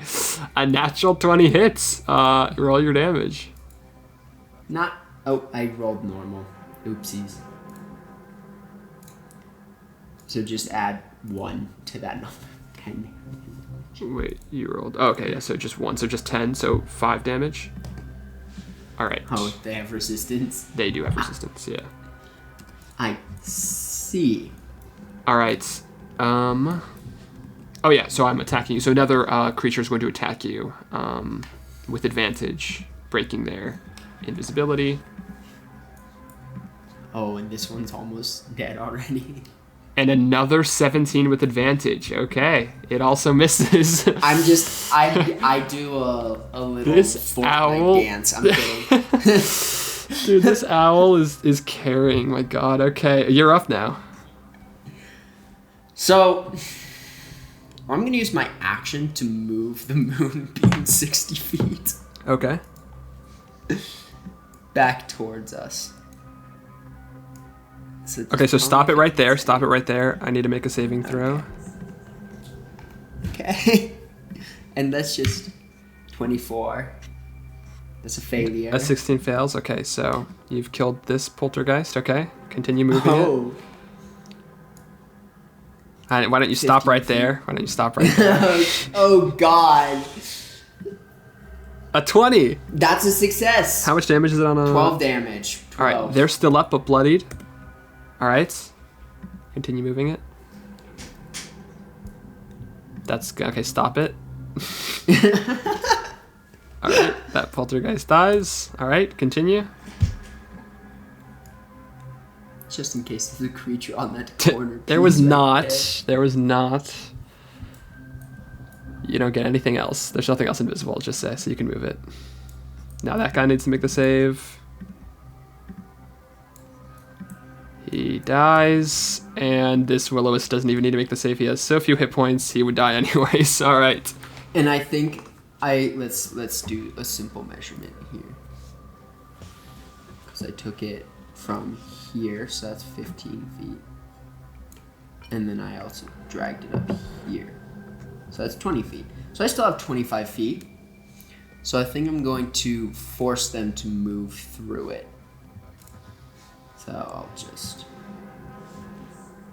yeah, perfect. Just gonna move it right there. Okay, cool. Bonus action, I do nothing. Okay. That brings us to a Will-O-Wisp's turn. My God. You have screwed them. He's got to move through. Can he live? That depends if he makes the save or not, my friend. You see a Will-O-Wisp pitter out. It dies. All right. It gets temporarily illuminated by the. Now, this Will-O-Wisp is safe, and it can make its attack with you with advantage. So he's going to do so. Oh. Breaks his invisibility. That one started its turn in your thing, by the way. Got it. It didn't end its turn in it by chance. Did not end its turn. Just started its turn. A 24 to hit. We finally hit the owl. That definitely will end up breaking me out of the owl shape. 9 damage. Yeah, so you subtract 5 from owl, and you are no longer an owl. Are you sure? It says 2d8, but it was a natural 20. Oh, it was a natural 20? I missed that. Oh my God, sorry. Yeah, no, I'll just roll 2 more d8. Me throwing my own best interest. No. Thanks for that. I missed the crit. Yeah. So /R 2d6. 2d8. 2d8. Yeah, you're right. 10 more damage, so 19 points of damage. So yeah, you take, how much is that in your base form? Yikes. So I take 14 damage in my base form. All right. The Will-O-Wisp did something for its brethren. Oh, ouch. You wouldn't by chance remember what your initiative was, because now you're out of it. You were after 2 wisps, I remember that, but those wisps are dead, so. Okay. You are the top of initiative. Oh, yeah. There's not a lot left in this combat. There's not. All right. Oh, that was its turn. Oh, and I have to do a con save. You do. Oh, con save to maintain. Do you think the con save would be before or after the wild shape? It would be... That's a great question. After the wild shape. It would be after the wild shape. Okay, so it's substantially more difficult for me to succeed. And let me... Well, I guess... Wait, is this a specific give feature you're myself- trying to use? What is the feature? Yeah, so while I'm in my wild shape, I get to add my wisdom modifier to my concentration saves. Can you read the feature specifically?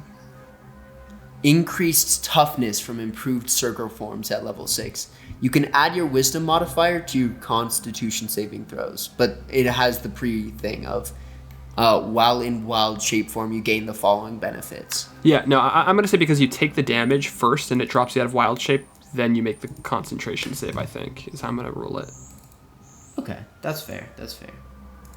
Thought I'd ask. I do get advantage for being a warcaster, but I don't know if that'll be any help.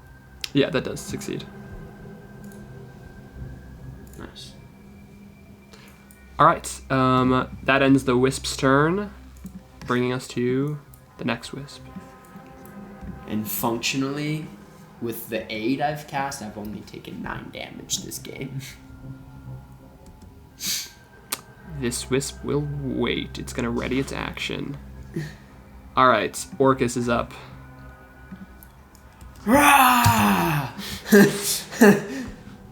T3, attack, 25 damage. That hits.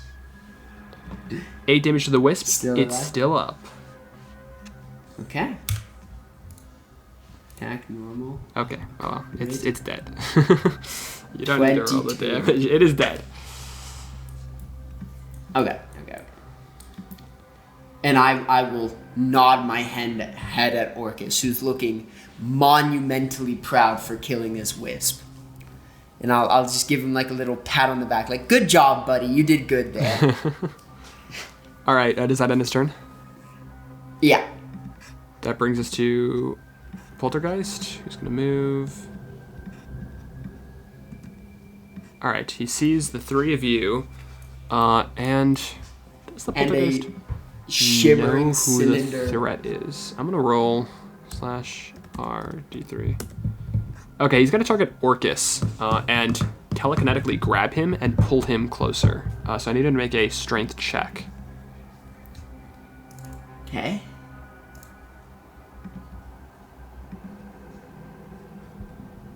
Okay, these guys aren't rolling very well. That ends his turn. And I'm rolling very well. Okay, that brings us to Kenkusion, who is blind.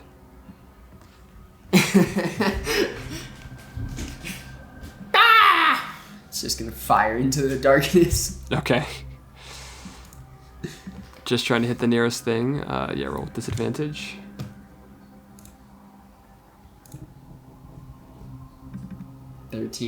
That misses the nearest thing. Got it. All right. If that ends, does that end his turn? Yeah. The next poltergeist is up. It's gonna move, and it is going to also see who it targets. Kenkusion. It's going to grab Kenkusion and try to telekinetically shunt him. He needs to make a strength check. Yes, he has gotten. Oh. All right. So, he is going to be pulled 30 feet up. Or, sorry, the roof is only 20 feet up, so he's going to be moved 20 feet up and 10 feet back. And as he moves, he's going to be slammed into the wall. So he's going to take 3d6, and he's going to take 2d6 as he falls down. So that's 5d6. That's really tough. He takes 23 points of bludgeoning damage. Oh god. My boy is not that tanky. You want me to apply that? Or do you go? Oh, I'll do it, yeah. Okay. All right, that ends that poltergeist's turn. Conclusion is not feeling so good. To your turn, Anuga. Well, you see, I'm going to move forward 15 feet over here. And I'm going to use my bonus action to wild shape into a wolf. A dire wolf, to be more specific. Okay. Boop!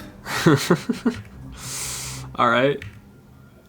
And then I will use my action to just kind of move the moonbeam along the corridor here. 10, 15, 20.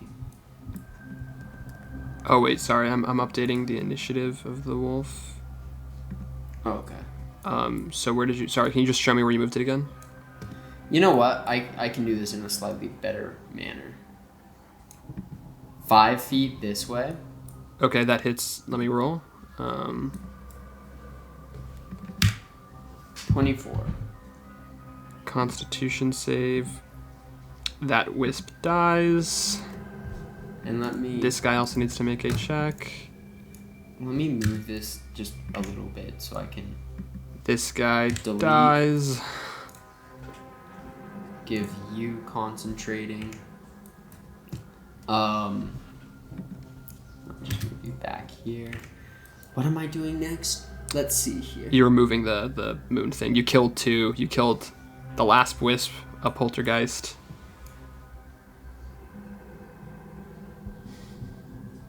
I just want to do that. Do you move it? Does it move through this space? Yeah, it does. Okay, then this guy also needs to make the save. And you have ended combat. Okay. Once again, for some reason, the wolf doesn't have dark vision, but absolutely does in reality.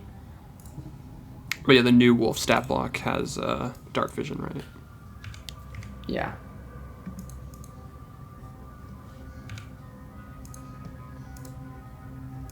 All right. So now that you've ended combat, what are you doing?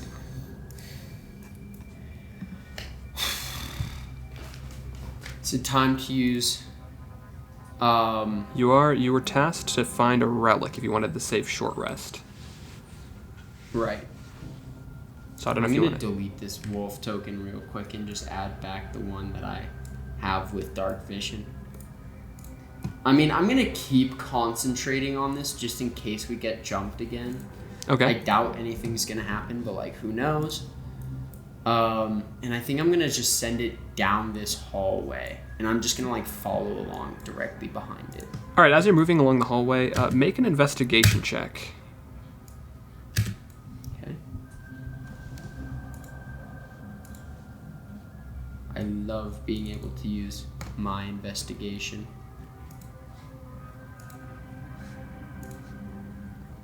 All right. I really rolled an 11. You do not find the crazy. relic as you fan out, and you are successfully able to move throughout the space, and you do not find any more creatures. Your concentration ends on your spell. Can Concussion and Orcus also try? I'd allow that's. They could have given you the help action, so if you want to roll one more d20. Roll with advantage. Yeah, just roll one more die.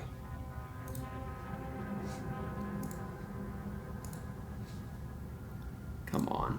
I have a +8. This is like a coin flip. No. Nope. Yeah. All right, so you were unable to find it, yeah, and you lose concentration on your spell. And that is the end of the Gauntlet Map 3. You were unable to make a safe short rest. You can still attempt a short rest if you would like.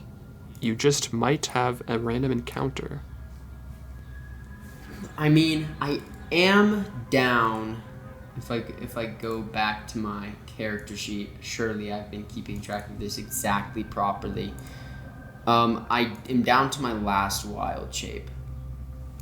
So if you short rest, druids now get 1 wild shape back on a short rest.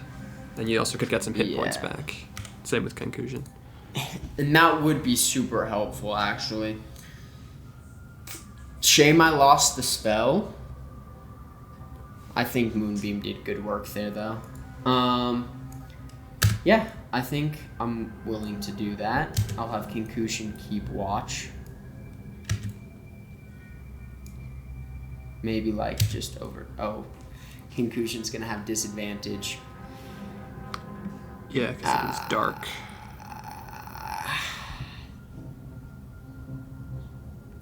You know what? He has reliable talent, I think, though, right? Oh! I'm so glad you caught that. So even with disadvantage, his lowest will be like 20 or something. Yeah, whatever his perception is. His perception is... yeah, +10. Expertise in perception goes hard. Okay. Yeah, I'll have Concussion keep watch. I think I'll send him like... maybe... where's a good spot to keep watch from? Let me think here. I'm just gonna be chilling back here with Orcus. And I think I'll have Concussion just like watching this area.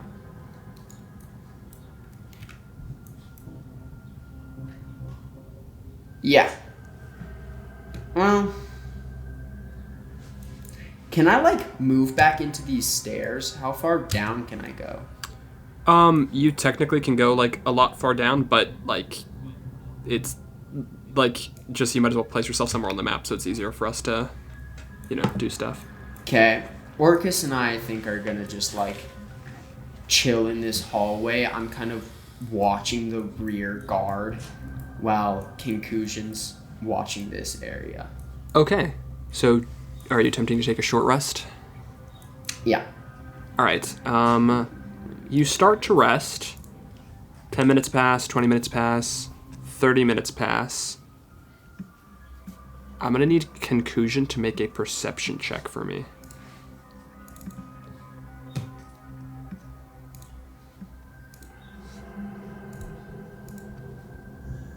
$30. With disadvantage? Oh, not with disadvantage. Excellent catch. Instead...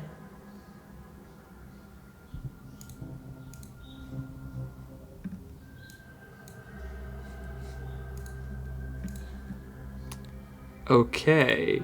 27? it is 27. Okay. So I'll roll for stealth for the fun of it.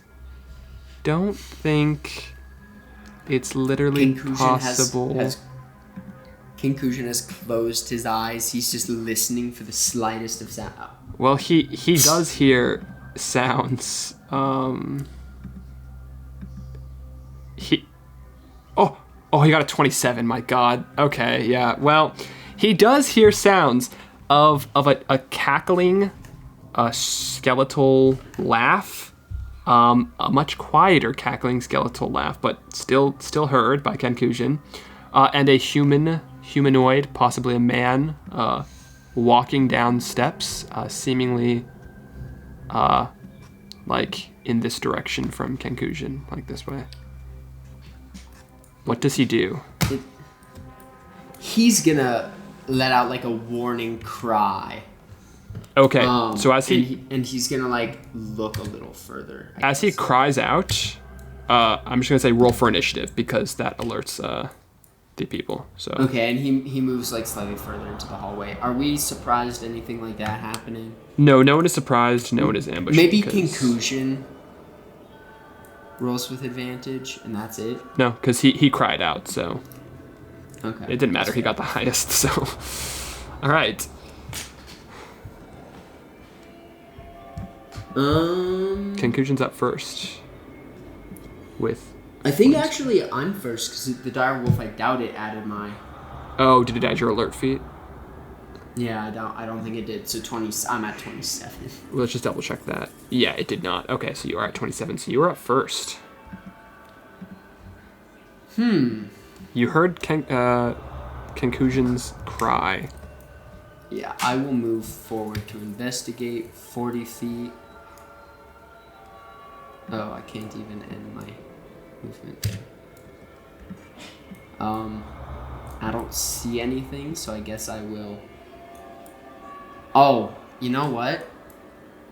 I'm gonna bonus action teleport 30 feet.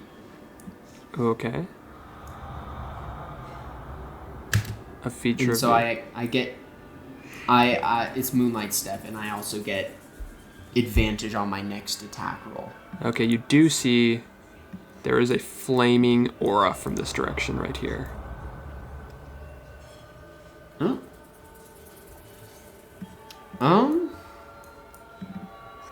Well, I can't actually move.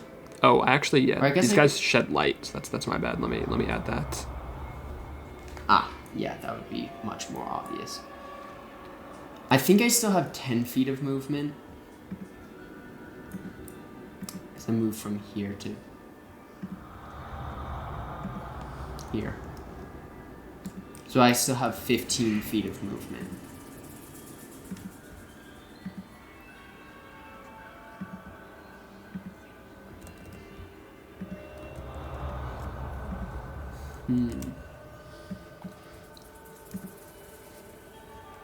Yeah, I like the idea of me kind of blocking in this space. And then I will prepare my action to shoot my... Well, no point in preparing my action. I can just move back here. And do you think that's half cover for my guiding or my... Yeah. It's half cover because it's only half of his square. Then I think I'm just going to move here and prepare my action to use Starry Wisp. Okay, all right. When the Flame Skull comes into view. All right. For some reason I jumped to the end of combat. Okay, that brings us to Conclusion's turn. I think, let's see. Conclusion's gonna get up like a good sniping spot. Sees just a little bit of light. And prepare an action to fire. If he sees something? And then also give the bonus action help to me. Is there a range on that feature? 30 feet. Oh. He's right now 35 feet away or 40 feet away from you. Well, he has plenty of movement, so he could have done it here. Give it to you and then move back. Yeah, sure. Yeah. All right, does that end his turn? And then he'll move back into this corner. I guess that brings us to the first Flame Skull. Here. He'll move here. Yeah. Who, you do get your Starry Wisp attack on him, so if you want to roll for that.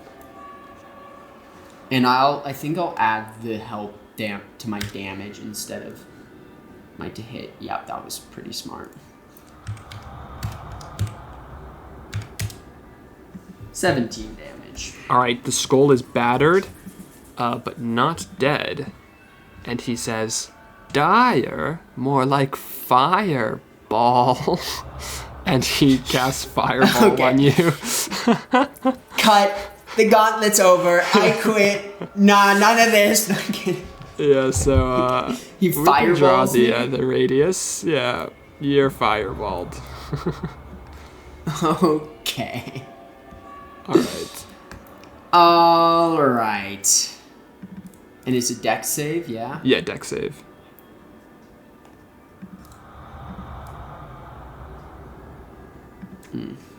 I think Warcaster is just concentration. Yeah, it is definitely just Which is concentration. balanced. It is balanced. What's the DC? DC 13. Oh, you just met it, bet it. Oh. My dog, you met it, bet it. All right. Oh my so God. you take 28 reduced to 14 points of fire damage. Nice. That was a good save there. And I didn't even lucky it. All right. That ends his turn, bringing us to the next Flame Skull, who looks at you and he says, "Fire? More like No. fire." And he casts Fireball again on you. I need you to make another dex saving throw. Why? Can you? Oh yeah, I can just. That is not a success. That is not a success. Looks like you should have used a luck point. Maybe. All right, so you're gonna take 24 points of damage.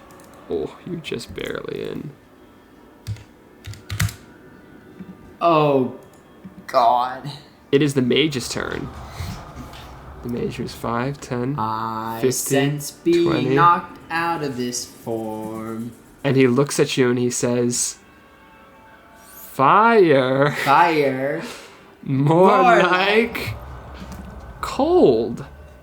Because he's going to cast Cone of Cold on you.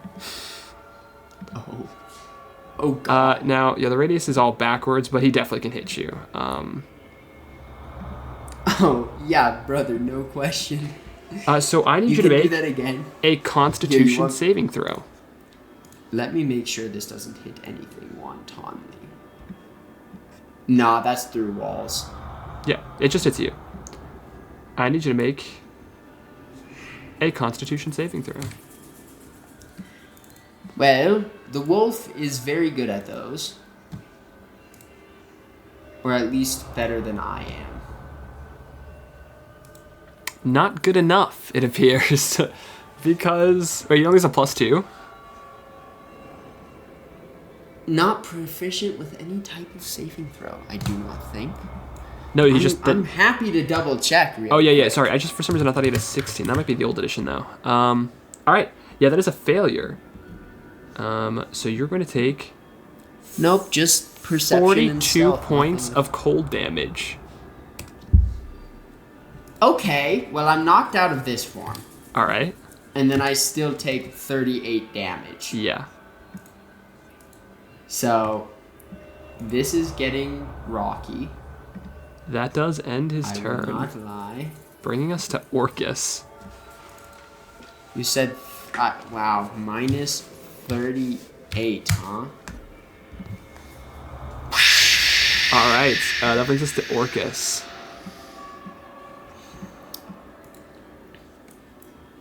Orcus wants to see what go on. 30.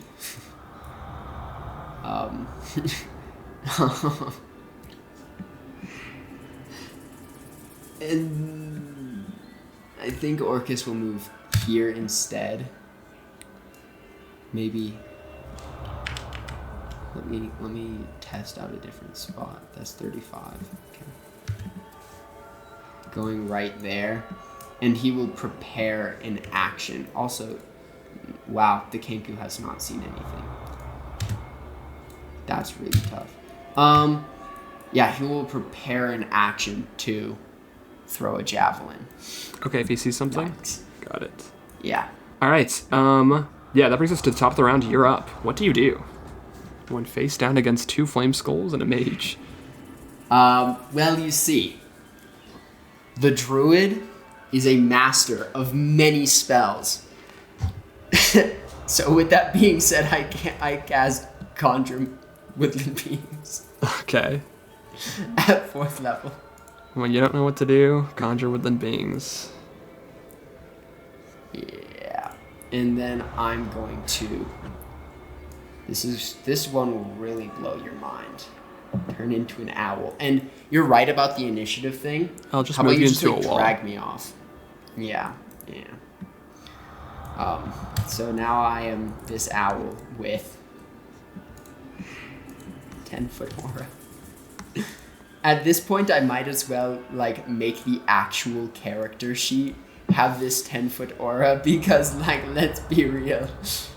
And then yeah, I'll just move 5 feet in. Okay, so they all need to make the save. Edit macro. it's a wisdom it's save. 5d8. Yep. So the That's wizard a should be good at failure. this. Or else they take 23. That skull dies. This Oh. skull Very bad. fails and is bloodied. And the mage fails and is bloodied. I see. Well, with that being said, I'm going to move 10, So that's 15 of your total movement. 20. 35 of your total movement. 55 of your total movement. Alright. Can I actually just move Yeah. here instead? Yeah, alright. Does that end your turn? Yeah. Alright, Kenkusion's up. His action never was taken because he did not see anyone. Yeah. Oh my god, that was worded so poorly. He can't see. Kenkusion watching alertly into darkness, hearing fireballs going off, but being unable to do anything at all. I mean, I think he'll back himself into this corner and try and give Orcus the help action. Okay. If you want me to, he'll move back towards just to see him. Yeah, because he's got to be able to see him. Okay, then he'll end up somewhere around. So he was here, yeah? Mm-hmm. 5, 10, gives the help, and then I think honestly he just Okay, moves back. books it into the corner. Alright, that brings us to the remaining Flame Skull, who's going to move 5, 10, 15, 20, 25, 30. Trying to see if he can see you. He sees your aura, but he does not see you. So Nice. he doesn't have any slots for Fireball. 60 feet? Are you within 60 feet of him? Yeah, it's technically behind cover, but could he move it on his turn is the question. Let's cast it and see what happens. He's going to cast Flaming Sphere. Oh. So he's going to create the sphere. Yeah, so let's see. He can create it within 5 diameter sphere. Choice within range. Okay, so he's going to place it right here. And then I need a what save? Dex save. Oh, did it not let me move that? Yeah.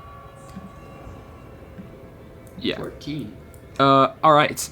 So that succeeds. You take half as much damage, right? Yeah. So 5 points of fire damage. Okay. The owl has now just been hit by a ball of fire and is barely singed. That ends his turn. Mage is up next. Also moves to see what he can see. Sees the flame skull attacking in that direction. Does he see any of your allies? I don't think so. Oh, the mage doesn't have dark vision. Wait, okay, let me redo his movement a little bit. Okay, no, he doesn't have dark vision. He's gonna move to 10, 25, 30. He does not see you. I think he needs...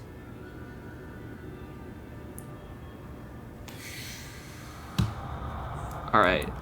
Fireball time, baby. Now, that being said, you do have 3/4 cover. Does that affect dex saves? It does. Yeah. Can we check the rules on that? Yep.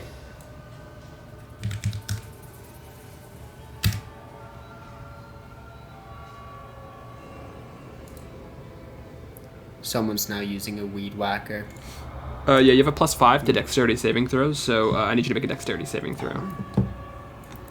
With a +5, you say?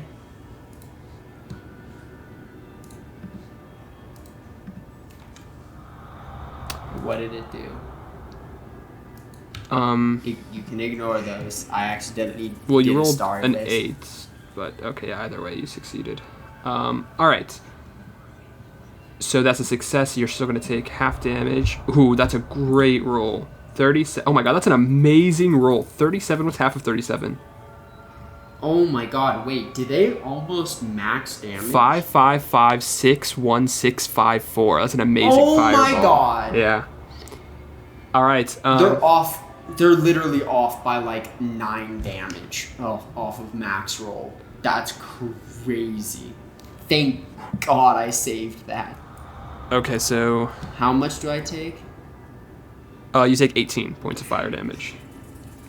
That ends Still his in- turn. The owl has just taken a fireball and is still alive. Bringing us to Orcus. What does Orcus do? His turn, his ready to action never went off as well because he never saw anything.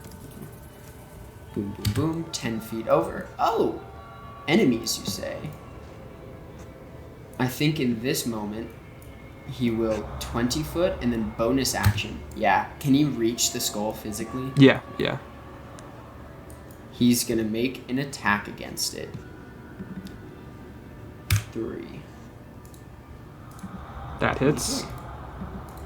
12 damage. Ooh, it is very weak, but still up.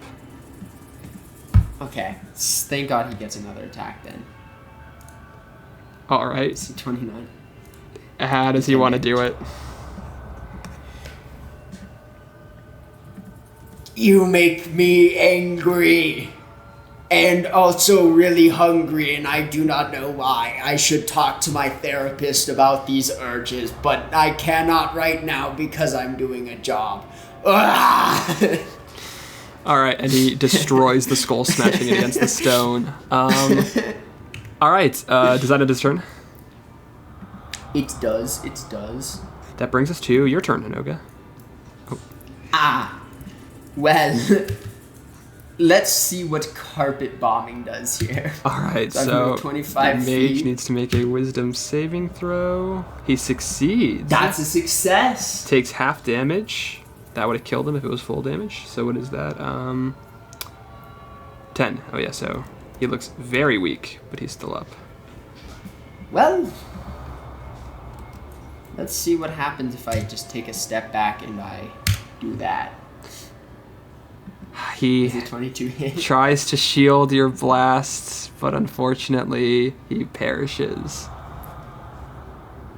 Alright, so that ends the combat. Yeah. So, if you would like, you can try to take a short rest.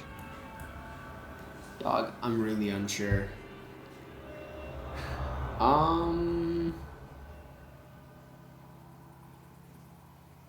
Yeah, I'll try to take a short rest.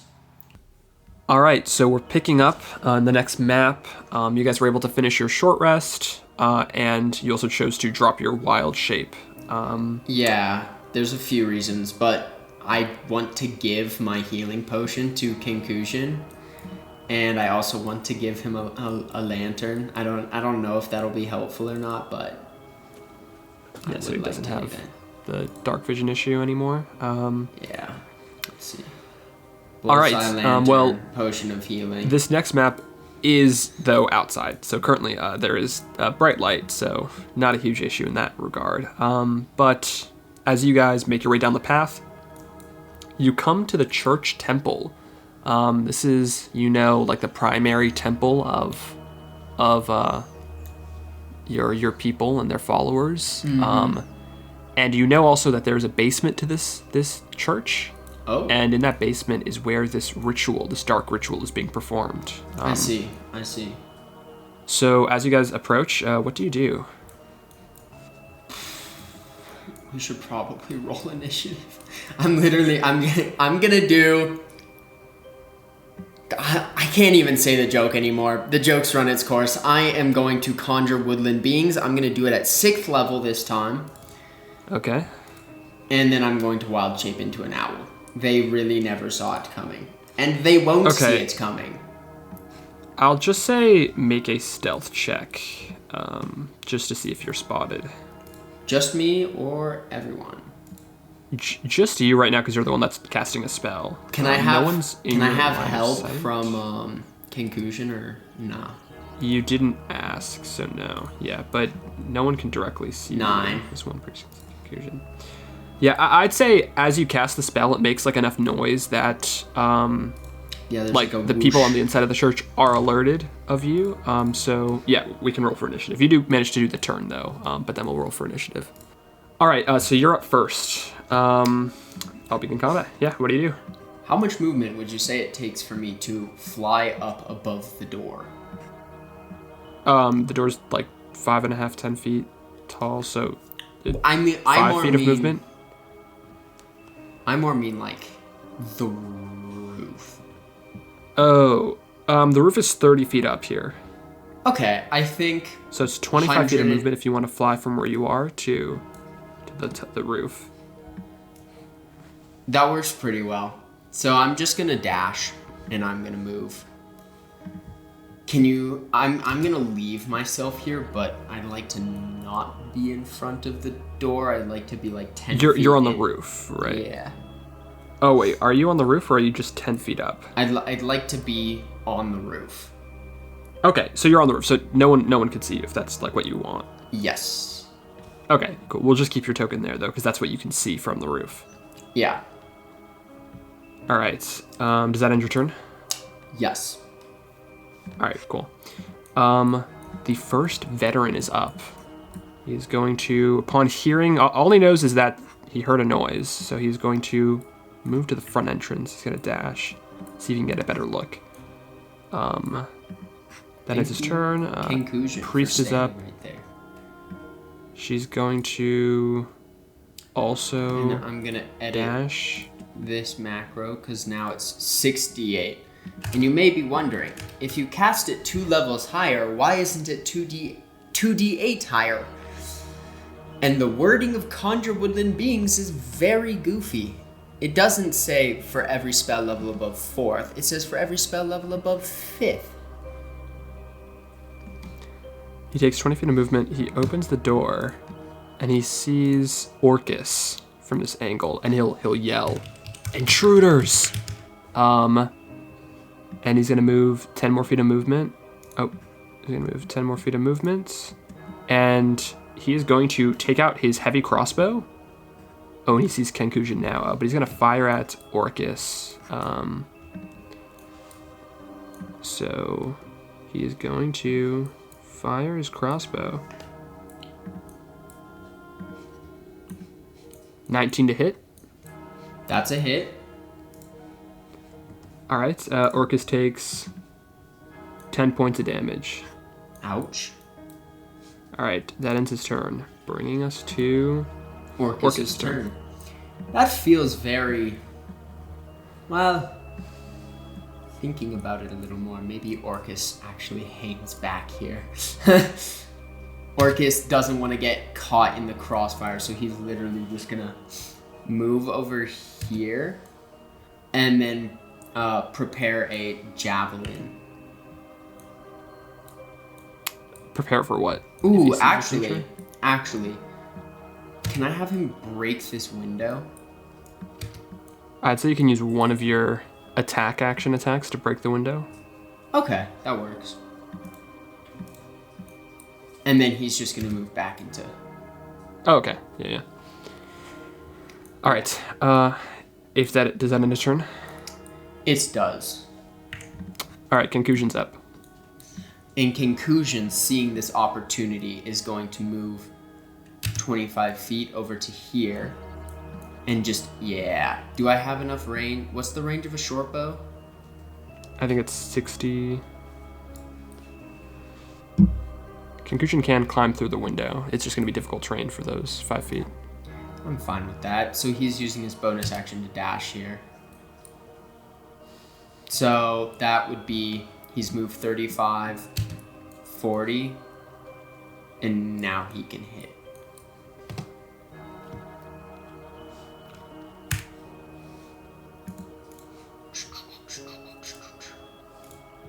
$21. 21 hits. 7 damage. And then All he'll right. just use the remaining bit of his movement to just move back behind cover. All right, cool. Does that end his turn? Yes. All right. Somewhere in the church, a creature is going to take its movement. That isn't ominous in the slightest. And it's going to dash to... Alright, that ends its turn. Oh, I accidentally jumped to round 2. It's my bad. Alright, next up is the priest. Ah. Alright, this priest saw Concussion jump in through the window and then jump out and dip. She's going to move 30 feet. She cannot... Oh, she can see Orcus, just barely. Oh. I'd say Orcus has 3/4 cover, but she's going to fire a guiding bolt at... She'll do it at...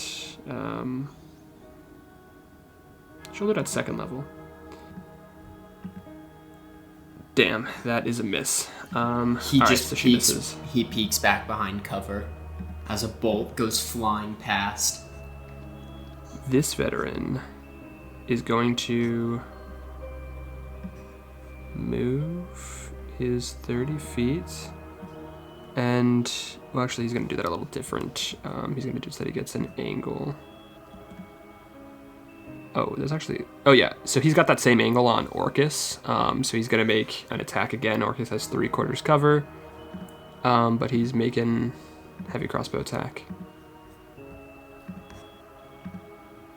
23? That hits. 20. Oh, natural 20, yeah. But even with 3/4 cover, that was going to hit. All right. I don't think it... He has a 24. No, you're right. I don't know why I keep... All right. So critical hit on Orcus. Orcus takes 15 points of piercing damage. That's an ouch. That's an ouch. Definitely. All right. The next veteran goes. He's also going to... He likes what people are doing here. He's going to try to get that same shot on Orcus. Actually, he's going to move a little bit back. And make a crossbow attack. Surely it's not another natural 20. It is a natural 1. How so the he turntables. fumbles. Yeah, that ends his turn. Priest is up. Dude, it's funny that all of these priests have this perfect line of sight on Orcus. But she is also going to hurl a guiding bolt in his direction. So she's going to cast Guiding Bolt at 2nd level. And I think a 22 just misses with his 3/4 cover. Yes, That gives him a 23 AC. He really... so she misses. He feels it kind of... He now has like a nice trim. His beard has been kind of sheared off.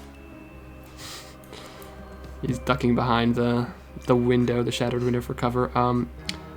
This veteran is going to start dashing to get outside. So he's going to move 30 feet, and then he's going to dash 30 feet. All right, so that ends his turn. Final priest goes. She's going to also step outside. Move 30 feet. Oh, move 20 feet. 30 feet. And she's gonna Yeah, she's gonna dash to get to this position, and then she's gonna bonus action cast Spiritual Weapon. So she's going to create a Spiritual Weapon, and she'll create it right... Yeah, and try and hit Orcus. Right here. Yeah. And she's gonna hit Orcus. Orcus taking some abuse.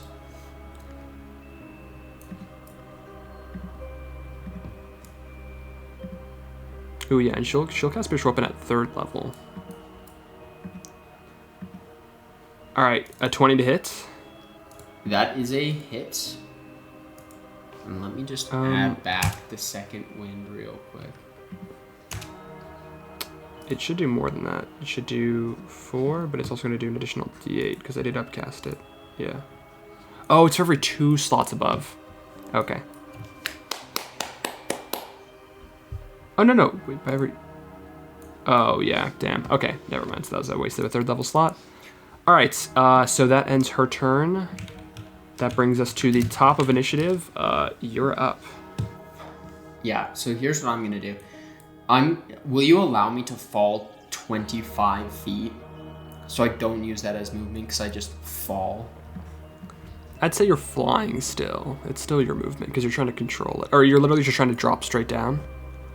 I mean, yeah, and then stop in the air. I guess I don't have a hover, so that wouldn't make sense. Yeah, I'd say like the stopping part is like what would cost movement. So yeah, you just have to fly. 30 feet. So I like swoop down from the rafters over this dude.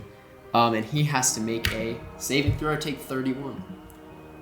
Okay, he's going to make a wisdom saving throw. Succeeds, so he takes 15. Okay. And then I still have 30 movement.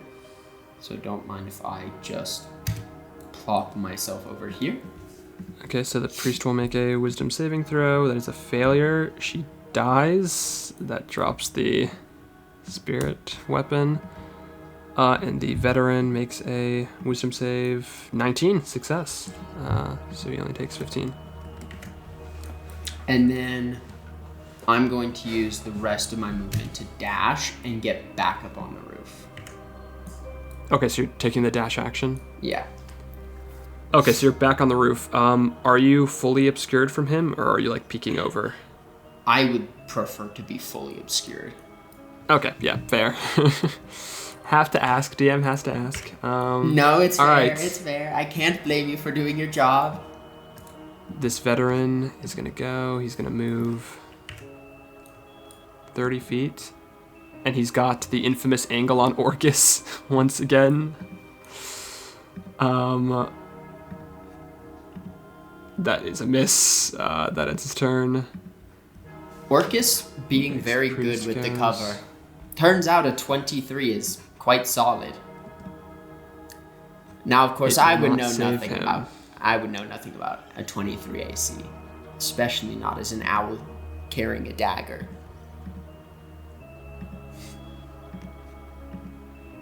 Oh my god, they're just barely missing. That's a guiding bolt that the priest was going for, but she just barely missed. And now it's shaved both sides of his beard, and he has kind of a triangular beard now.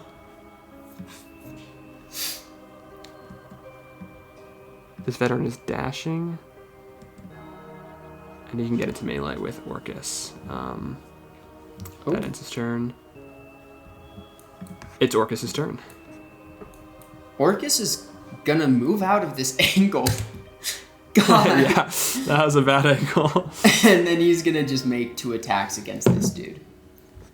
Okay.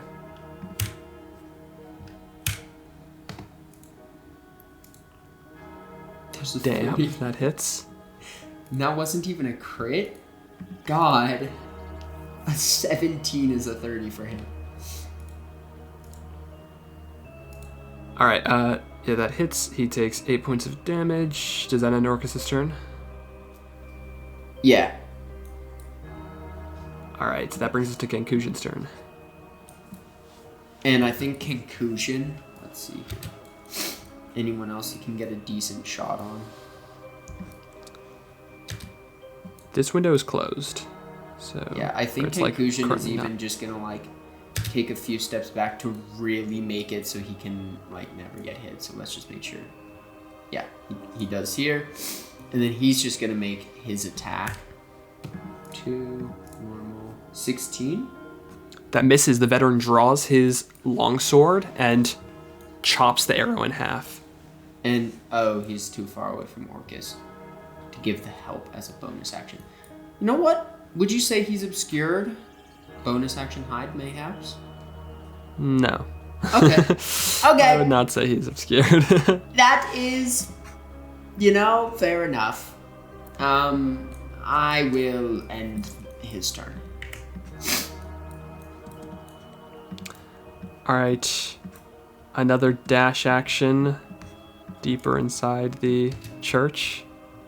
That ends that creature's turn. Okay, priest is up. She's gonna move.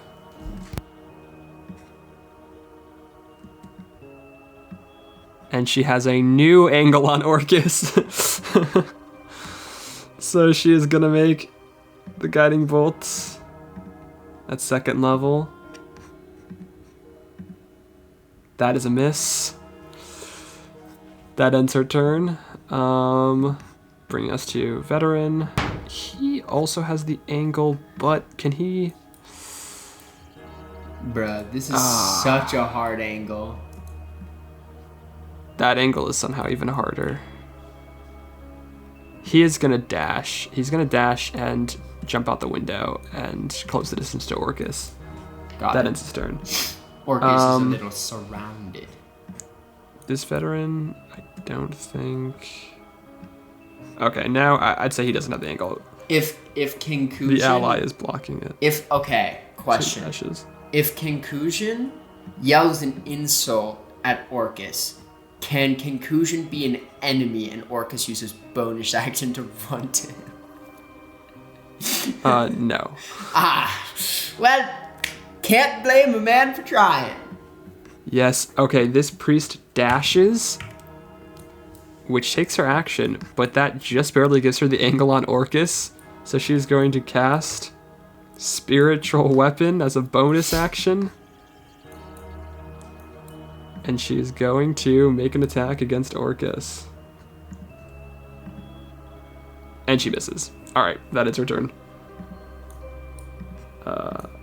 This veteran's up, moves over to Orcus, he draws a longsword and a short sword. Bro's and he's going to make 3 attacks against Orcus. 3 attacks? 20 to hit.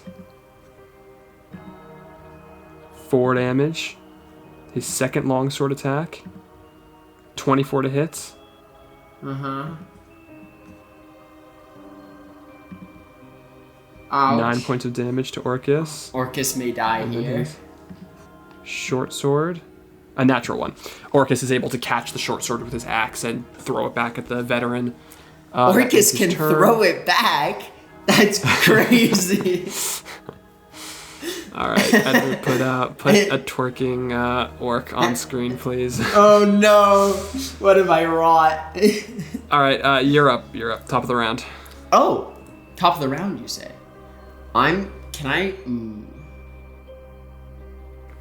Okay. Can I move 15 feet and then drop 10 feet onto Orcus? No, you cannot drop. I'd say you have to fly. Okay. Well, either way, these 3 enter my radius. Okay, so they all make the save. Yep. This veteran succeeds. Natural 20. So how much does he take? That would have killed him. 16. This veteran fails. Okay, he looks very bloodied. And this veteran fails. He's also bloodied. All right. Okay. So I've used 15, and let's take a peek in here. So from here, I've used 25 feet of movement. Okay. So make that this 40 feet of movement. Succeeds his saving throw. The veterans have been really good at succeeding these wisdom saving throws. Not that one, though. Does a 17 succeed? No. That priest dies. And I think that was the spiritual weapon too. I'll delete that in a second. And that priest dies as well. Wizards of the Coast again made a very balanced spell there. Yeah. All right, but that is not even. Is that all your movement, or? That is 55 feet of my movement. Have you used your action yet, or your bonus action? You have not. No, I haven't. And in fact, now that you mention it, I might really desperately want to get to this priest. Yeah, let's see. Well, no, that's too greedy. Action dash back up to the roof. And then fly up to the roof, yep, so that they cannot hit you. All right, well, I don't know if they can do anything about that one, honestly, I'll be real, but they can try to kill Orcus while they can. So this veteran is going to move here. 10 more feet of movement. Realistically, they have I think he's got just enough to get to Orcus, so he's going to make 3 attacks on Orcus. Orcus, I believe in you. You can survive. It may be extremely difficult, but I believe in you. Oh? Damn, Hey! Orcus is like surrounded right now, and he's parrying all of these attacks. Orcus is being a G right now, a real one, many would say. Okay, well, he's got to survive 3 more, so... A hit. Okay, ouch. 8 damage. 8 damage Yikes. to Orcus. A natural 20. No! One of these is a master and the others 15 are maybe damage. not. And a miss. All right, so Orcus he's doing his best, but he is swarmed right now. It is his turn. Bro's using the dodge action. Are you crazy? That is smart. That is smart. Are you insane? He is now fully focused on the defensive, and I just hear with my keen hearing, you better get me out of this somehow. All right. So does that end his turn? It does. Kenkusion is up. What is Kenkusion doing? Can I move over here and try to hide? Yeah, I'd say that's like a big bush, so you can jump in the bush Assassin's Creed style. And... what I'll do is this. So he moves over here. He'll take a pot shot at one of the ones that's actually less damaged. I know. I'm very optimized like that. Let's see if it even hits in the first place. 30. It does hit. 7 damage. And now he will hide. Okay. And I mean, his lowest is a 25. Yeah, that he is hidden. All right, does that end his turn? Yeah. All right, crashing through the window. It's a clay golem. Wait, can he? Huh? He's gonna dash. Do you see him all the way off to the side of the map? I know you can't see him. All right, there's still an unknown monster who is coming. And he says it's clobbering time. Kenkusion hears from behind him. Uh-oh. All right, this priest is up. She just saw an owl fly in, kill her 2 closest friends, and fly out. She is a little confused. She is going to use her action to dash. And she has the babiest baby angle on Orcus. I probably won't count that. Okay, she's gonna ready her action to cast Guiding Bolt at 3rd level if she sees an owl fly in through the window again. Okay. That's probably Or I'll just say if any enemy flies in through the window, I will say. Okay. So this veteran is up. He's going to make 3 attacks against Orcus, now at disadvantage. Yippee! That still hits. Oh, but it is not living. it negated a crit though, so that's the same as it just negating a hit. That one missed. Miss. Okay, so Orca's still getting cut up, but dodging some attacks. Oh, it's veteran time, baby. It's veteran time. 15 feet. This is 25. He just doesn't have enough movement to get in because he can't end his turn in his friendly creature space. So he's just going to shoot with the crossbow on Orcus with disadvantage. Nice. Okay, I miss. As brings us to this veteran. As Orcus is like blocking a sword, he rotates the axe so it almost functions like a shield. Oh. God damn, he's blocking the hits. Yes! The shield axe is blocking the hits. Alright, that ends that veteran's turn. Top of the round, you're up. AC 40, inbound. I'm gonna move 30 feet, you say? Ah! And I hit the nuke button. 31 damage times 6. Okay, so these a couple of them die no matter what. Okay. You're not targeting Orcus by any chance, are you? No. Thought I would try that. How much damage did you say? 31? Yeah. All right. All right.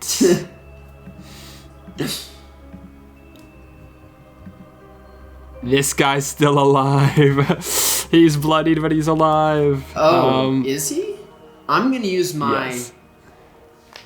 a little bit of my movement to just swoop, and then I'm going to blast him with my, with my ranged attack. Does a 19 hit? A 19 does hit. Does 17 damage kill him? 17 damage does kill him. So I come in, swooping down. Orcus looks up as I block out the sun with my wings, and then a hail of totems just falls. How much damage did I just do in a single turn? A lot. You did a lot. Remember? Editor, do the math.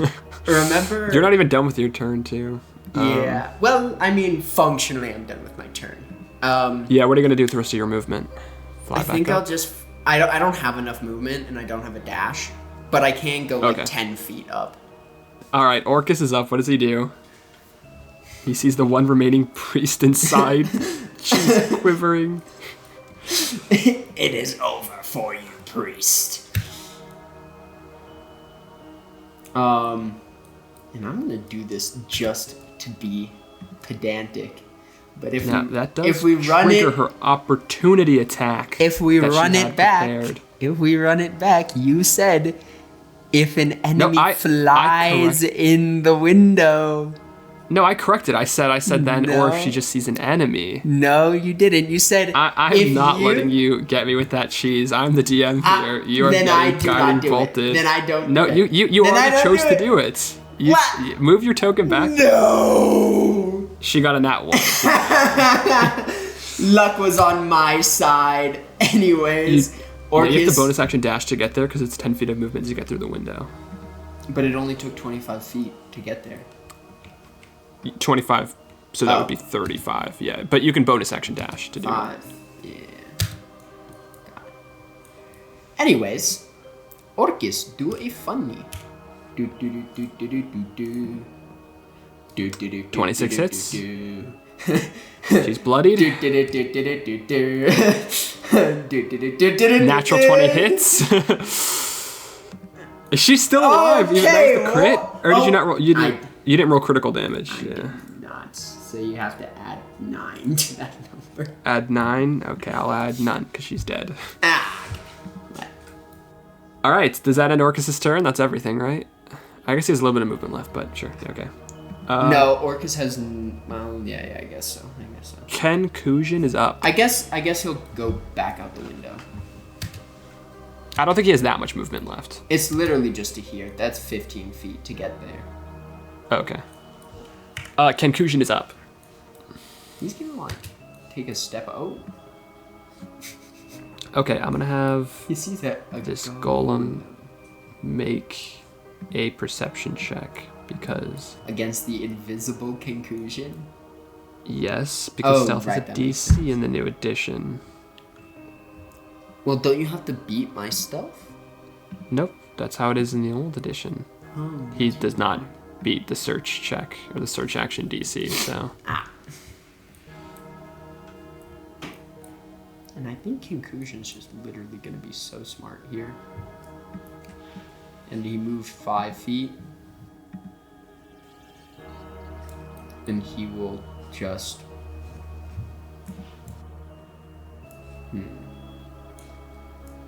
He'll take a... Nah. He'll literally just prepare his action to attack and then... No, here's what I can do. Does using my bonus action break the invisibility? Probably. No. Oh. You're still stealth. Well, he'll whisper to Orcus, "You've got this, buddy!" And then move another 10 feet. If you're not behind cover, though, like, your invisibility is going to be broken. Another 10 feet, and he will, like, I guess, prepare an action. For what? To make a shot, a crossbow, or a short bow attack against the golem. I don't know if it'll even get in range, but we will see. Okay. That brings us to the golem's turn, and he's going to move.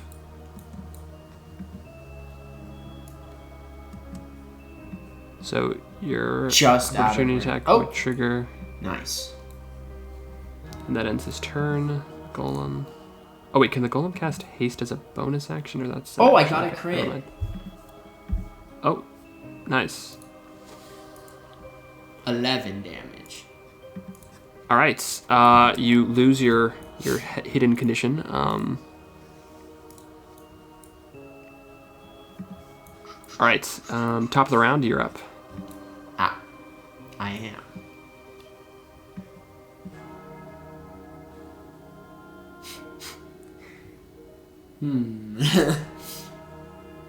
I think Let I'll me just guess. I think I'll just actually I'm gonna move here and I'm gonna use my ranged. Okay, 27?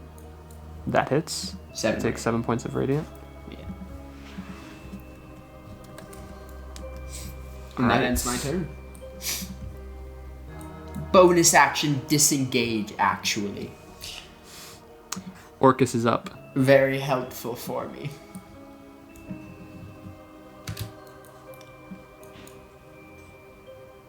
How much was that? 15? Not much more.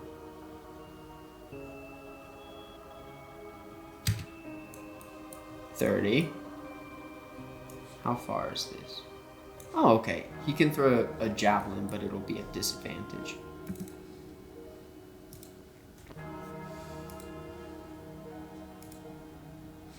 Okay, attack, disadvantage. And I'm just gonna... Okay, so they both hit, yeah? They do both hit. Okay. He takes 0 damage as he is immune to non-magical piercing damage. Well, it's a good thing Orcus used his bonus action movement to move that 30 feet. All right, is that in his turn? Yes. All right, conclusion's up. Conclusion's just gonna step over here. Make a short bow attack. 21. 10. All right, he takes 10 points of damage. And just will move backwards, and that ends his turn. All right, that brings us to the clay golem's turn.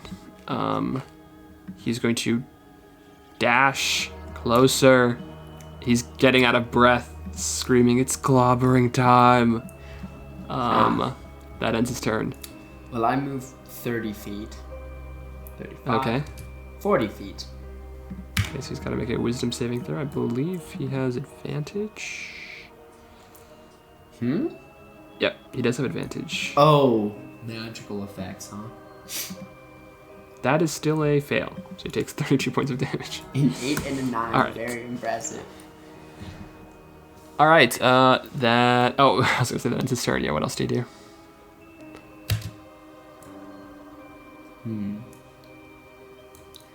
I'd rather move a little further back. So you dashing as an action? Yeah. All right, Orcus is up. Whoop, whoop, whoop, whoop, whoop, whoop, whoop, whoop, whoop. 50. Okay. 60. I don't think the golem's going to be able to catch him. All right. Conclusion's up. Hey-ya! Gotta make angry That bird hits. noises for him. Yeah! All right, the golem looks bloodied. Yeah! And runs away. He's just an angry bird. Yeah. I mean, my impression isn't too bad, to be frank. That's terrible. Except I'm not Frank. I'm Mr. Dungeon.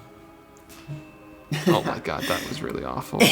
All right, Clay Golem dashes. That ends his turn. He literally can't do anything. It's getting late at night. You know that that's a problem for me, okay? 5 feet. Let's hit the magical 6 button, the magical carpet bomb button. He fails even with advantage. Takes 36 points of damage.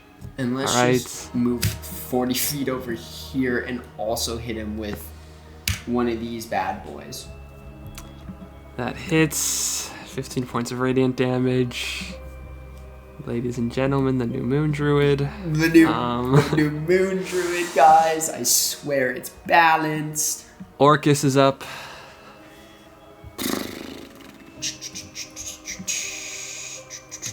All right. Conclusion is up. Yeah.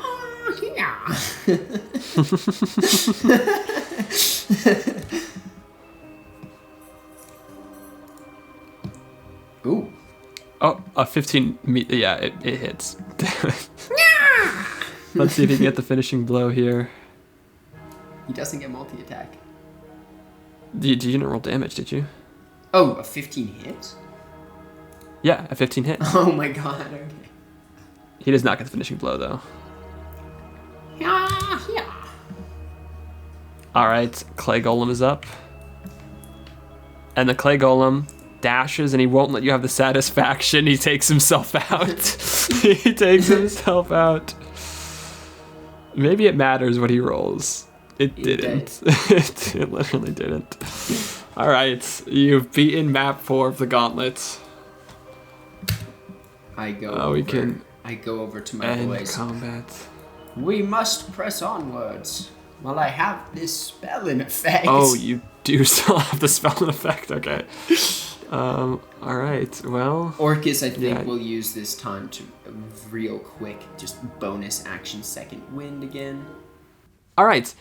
So we're back. We're on to map 5, the final map of the Gauntlet. As you quickly descend to the basement of the temple. Oh, you also said beforehand you healed, or you had Orcus drink 2 of the potions of healing, right? Indeed, yeah. That plus his second wind, so he topped up about 30 hit points. Nothing too crazy, but even with all that, your spell has at least 5 minutes, so you're pretty good. So. All right, as you guys descend, moving down the stairs, I'd say you kind of auto-fail the stealth because of the combat upstairs and also the flittering aura. So I'm just going to roll for initiative. That sounds so unfair. So I'll add you guys all to initiative. All right, so I guess Conclusion is up. What does he do? With some very careful prodding from from me. He's gonna move into the hallway, and that is a creature that we don't like. Yeah, I guess he'll just honestly take a pot shot at this boyo. Boop boop boop boop boop boop boop. A 13 is a miss. Okay, and then Conclusion's gonna go over here and open this door. Okay, that's his object interaction. Mm-hmm. So he's now moved 25, and he'll just slide in here, and can he bonus action hide? Yeah, he can. Well, maybe move him like one more token up, or if he can. Can you move him like one square up? Yeah. Then he can hide, for sure.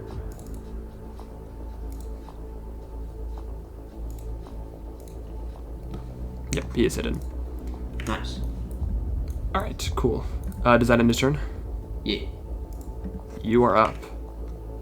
Okay. 20. 25. I don't think I've heard this one before. What an interesting strategy, my friend. That's a fail.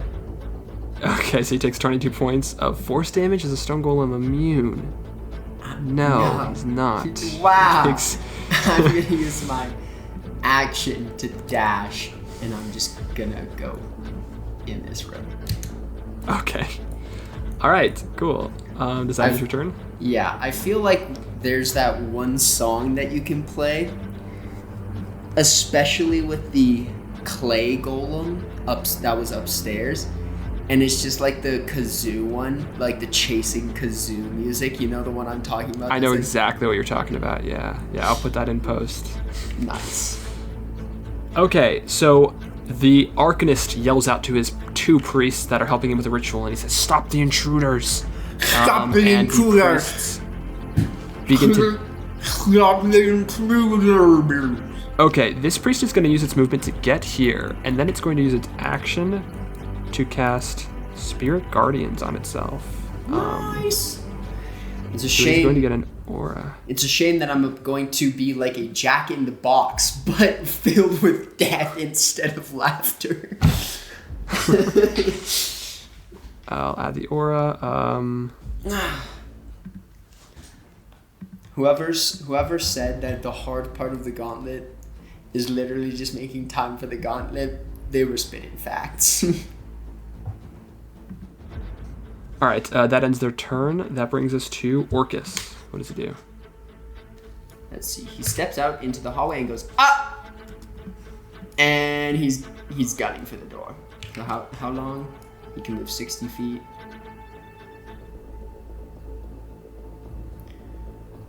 Yeah. Well, let me think here. He moves 30 feet here. Can he hit with a... Yeah, nah. He goes in. All right, so he just dashes indoors? Okay. That brings us to the Stone Golem's turn, who is going to move.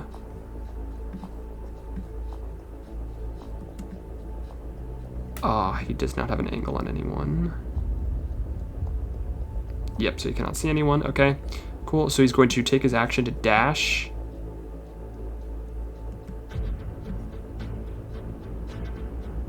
So I think he's got this much more movement. Bam. So he's like bumps into you, he shoulder checks you, the owl, as he moves up. And you know what that does? Oh, it does. I genuinely forgot. We've been doing this whole gauntlet. I've had to roll so many wisdom saves, and I forgot. All right. It's a good thing 31. I asked you to prepare the wisdom save, Mac. All right. So that ends his turn. But he's got his fists up, and he says, "For my brother, the clay golem, I will end you." And I say, The that Moonfoot loser. Arcanist continues its ritual, and the second priest is going to gonna do the same thing. Gonna run up, cast Spirit Guardians on herself, and yeah, that's gonna end her turn. So top of the round, Conclusion is up.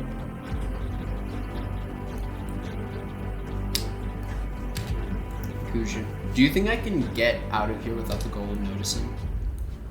No, I'd say you're no longer heavily obscured from him, so I actually don't know how the new stealth mechanics work, but I'm just going to say you're no longer hidden. I think that that's reasonable.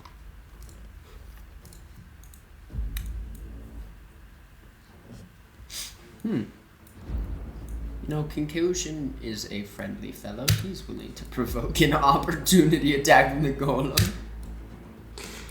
Alright, he will provoke the opportunity attack from the golem.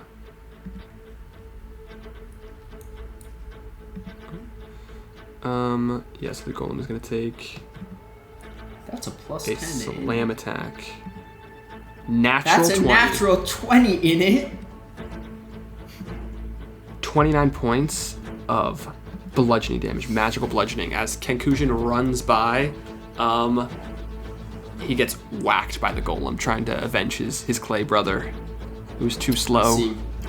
Well, I think regardless, he's gonna move an extra 15 feet. How much further up this hallway will you allow? Like, I'm just gonna be honestly, a dick about it because it's the final combat, and I'm just gonna say that I accept that. a stone like wall barricaded itself there, so you can't escape. You've got to win or die. You know what? I'm gonna actually stay here and gonna make one attack.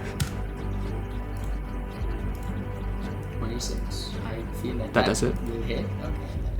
And then he'll use bonus action. Oh, dash you accidentally rolled a short sword attack, so it dealt 0 damage. So just rolled the damage for the long bow or the short bow. It's getting to be that type of night. That All right. time of night, more Cool. like. Yeah. Now what? Does that end his turn? Yeah. You are up. 10 feet. The owl closes the door. No. What are those? You see aura of these black tentacled little creatures, necrotic little mind flayer babies. They're flittering around these 2 clerics. 55. Yeah. It's a shame that I have a plus 10 to my wisdom saving throws. You can always get a nat 1. That's a fair point. Maybe I should use 11. It's up to you. I think I'll be fine. Okay, you were fine. Nice. It's DC 13. But you still take, though, 3d8.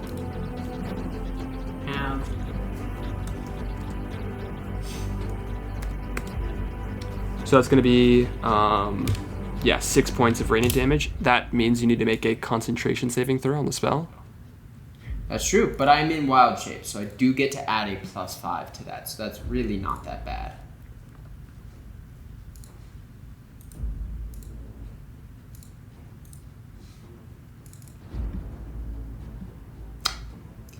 Okay, so it's my con, but plus 5. All right, and I think you weren't rolling with advantage, but you do have advantage because of Warcaster. Yeah. Either way, you succeed. Okay, so the priest now needs to make a wisdom saving throw, right? Yeah. And my DC's That's a failure. Harder. Guess the number. Instant death, probably. That is exactly instant death. Let's go. Oh my god, that's exactly instant death. Now, see, here's the fascinating part. Would you rule that, because the wording of it is they only make this saving throw once per turn? Is it separate for different instances of the same spell? That was the only thing that would make sense, huh? Yeah. Sorry, what are you trying to ask? Like, you're trying to Then say I'm you can only gonna dash. make one saving throw for Spirit Guardians? No, you got to take both of the damages. And then I'm gonna dash, so 5 feet, and Okay. now I get 60 feet from here. All right, yep. So, make a wisdom saving throw.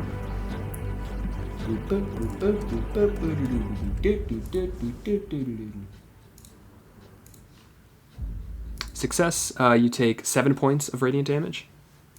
Or sorry, necrotic damage is what these guys are doing. And a concentration save I need you to make. Right. Ooh, you just barely succeeded. Well, that gets a 5. That gets a +5, but that's not getting added to, so that's a 16, my friend. My friend. All right, so this priest needs to make this wisdom saving throw or she dies, which is what happens. Okay, and with those gone, I've used 25 feet of movement, so I'll just poop off over here. Okay, does that end your turn? It does. Very good turn. What do you mean? All right, Orcus is up. He's 1v1ing the stone golem. Or he's not.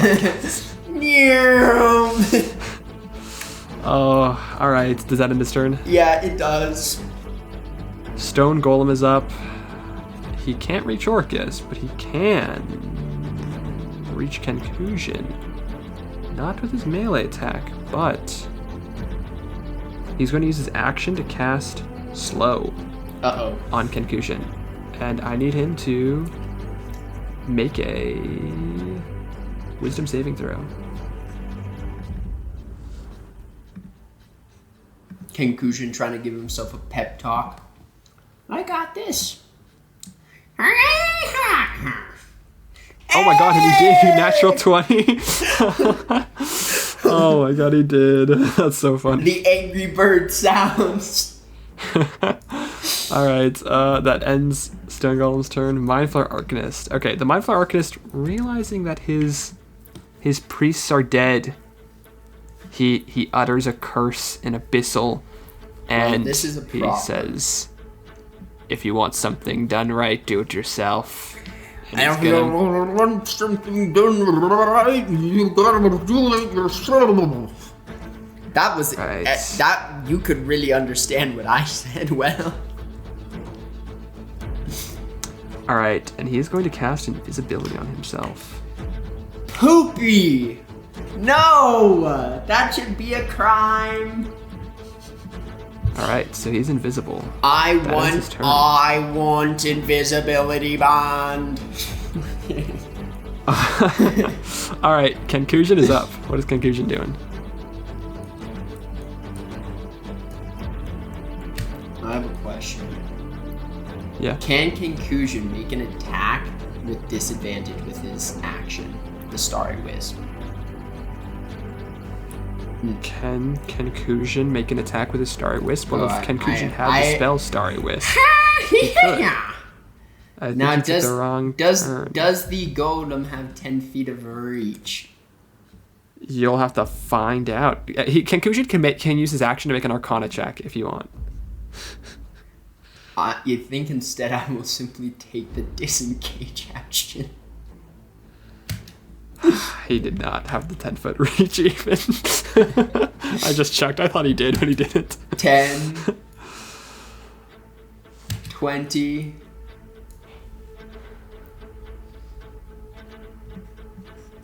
And I think he'll run into this hallway, which is a really intelligent move.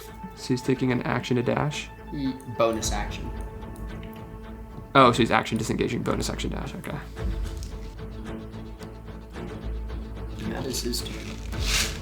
Orcus sitting All right. in a lonely corner. You're up. He grabbed the set of cards that was on the bed and he's just playing solitaire. All right, you're up. What do you do?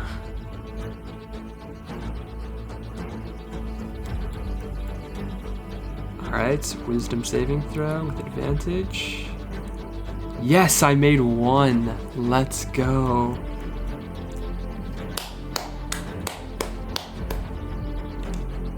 Oh my god, that's brutal if he would have failed that. Okay. He's still up. He's not even bloodied. He spits in your face. His stone, clay, stone, blood. I don't know. What? What is bro smoking? God, I don't even know what to do anymore, my man. What do you do? 5-10.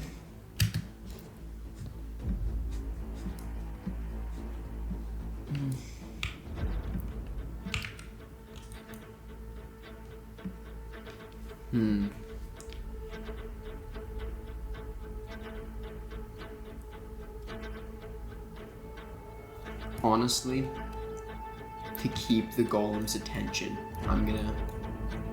Oh, is the dodge even worth it? Statistically, probably. I will dodge. And I will just plop myself down right here.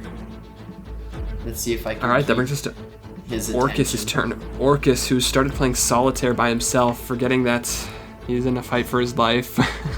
Bonus action dash to get over here, and he's gonna throw 2 javelins. I'll just skip the rolls. They do nothing. Oh yeah, right. He's immune. Alright, that brings us to Stone Golem. Orcus has an existential crisis. Alright.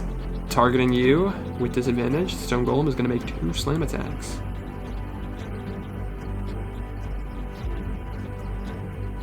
$15 to hit. Let me just double check what they do with 2. Yeah. The second one, 27 to hit. Damn. Yeah, parry that casual. Wow, his lowest roll was a 17. You take 23 points of bludgeoning damage. That's very bad. And I need you to make a concentration save. Here we go. Alright, that is a success. Alright, that brings us to the Mind Flayer Arcanist, who, while invisible, is unseen by Kenkusion. And Kenkusion hears a whisper for a brief moment. Do you want to hear a joke? He hears a Mind Flayer say to him. Oh no. And as he turns his head, the Mind Flayer says, "You."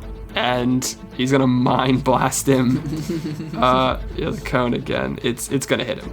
Let's be real. It's gonna hit him. So I need to make an intelligence saving throw. And you know, Conclusion, he never was the brightest among us. Oh my god, he actually succeeded. You know, that earlier mental pep talk really fortified him, you know what I mean? Wow, and I rolled such low damage. Okay, so he succeeded. Wait, he actually doesn't even take damage on a success, I don't think. Oh my god, okay, wow. The joke falls flat. And Conclusion doesn't laugh, and he takes no damage. Yeah, Mind Flayer just yells, The angry bird is too strong. That ends his turn. Conclusion is up. Wow, okay, he gets stacked. I really wish I could just mirror flip Conclusion to look at him, but that doesn't happen. So instead he's just gonna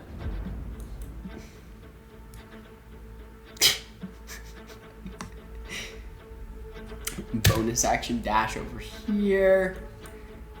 Free action open this door, and action dash over. Honestly, he'll just hide in here. Maybe like... Alright. The Mind Flayer just asks himself, was it really that bad of a joke? Oh god. Yeah, Conclusion runs away. Alright, it's your turn. What do you do?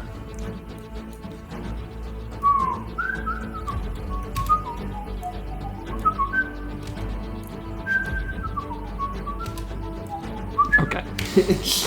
I get it. You're a real funny guy. I really am. That's a failure. He takes 27 points of damage. Alright, he is bloodied now. Let's go. And that was 15 feet of movement. So that's 40 feet of movement. 45. 46. Or 55. There you go. Alright, he's also making the save with advantage. Success. A measly 13 damage, really. And then that's 5 feet, and then a dash. Oh! Oh, I can't actually get all the way over there. Not what I can do. Let's get all the way over here. Okay. All right. Does that end your turn? Yeah. Orcus moves to the side of me and menacingly takes the dodge action. He's standing... Well, maybe he should block the way. Now that I think about it. Yeah. Does that block the path? Yeah. Got The it. Stone Golem's a large creature. All right. Does that end his turn? Mm-hmm. The Stone Golem moves, is blocked by Orcus, and he's going to make 2 slam attacks against him with disadvantage. Wow. I feel like he should have hit one of those with a +10. But alright, he misses. Let's see if the Mind Flayer Arcanist recharges. It does. Alright. Recharges. Mind Blast. Ooh, who does it want to go after? Okay, the Stone Golem is handling you two. It wants payback for that bad joke. Okay. Maybe not. 30 feet. Does it have the spell I want it to have? It does not. Does not, of course not. Now see, I may or may not have backed myself into something of a corner here. It is going to ready its action to blast. Well, it's just going to ready its action. I won't say exactly what, but it readies its action. Okay. All right, that ends its turn. Top of the round, Conclusion's up. You see, well, Conclusion over here is going to prepare his action to make an attack against the Mind Flayer. And then he ends his turn. All right, you're up.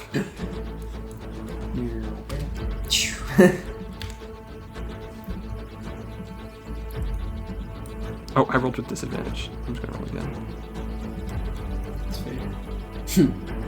You rolled with disadvantage. It didn't matter. You rolled with advantage and it didn't matter. Yikes. All right, how much does he take? Oh, 27? Mm-hmm. Okay, he's looking really weak. And then let's also hit him with a Starry Burst. A 16, I think, just misses. It does. He cockily just moves his neck to the side and it whizzes over his head through the narrow doorway. And I'm like, man, really should have aimed for the chest.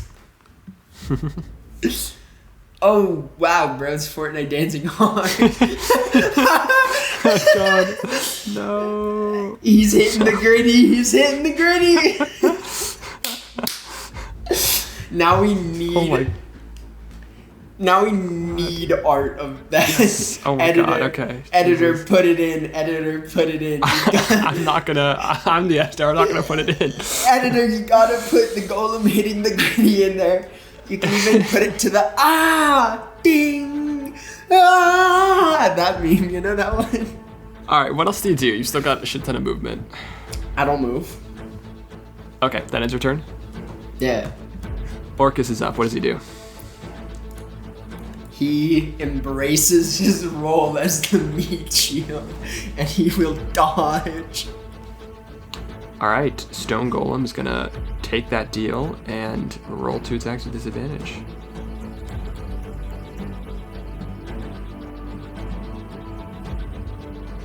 Oh my God, Orcus is such a tank. He is tanking. Okay. I guess maybe people have used Orcus wrong this whole time. The real point of his existence is to get in the way and dodge. Okay, the Stone Golem would rather take an opportunity attack than end its turn in your aura, so it will take that opportunity attack from Orcus. That's actually incredibly fair.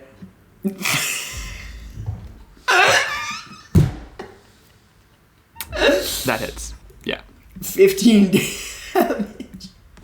Better than what would have happened otherwise, I think. So that ends his turn. All right, the Mind Flayer Arcanist, seeing that Conclusion's not coming out, he once again casts invisibility on himself.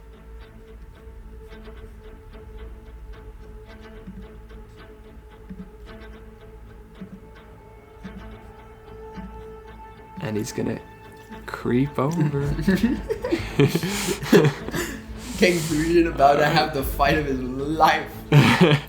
All right, that ends his turn. I wonder bringing if, us to I wonder if Conclusion could 1v1 the Mind Flayer. Why don't you try right now?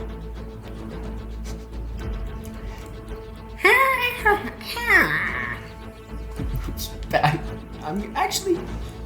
Oh, I feel like the hide action will go quite poorly for me in this room.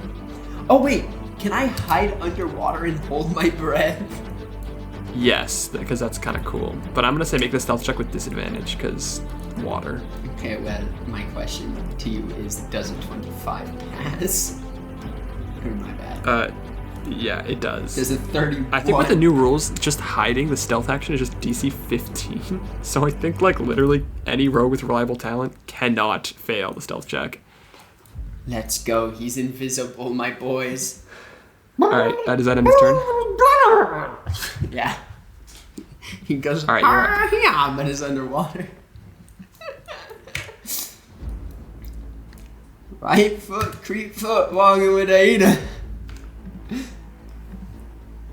Fail. Oh, if he would have succeeded, he had 25 hit points. How do you want to do it?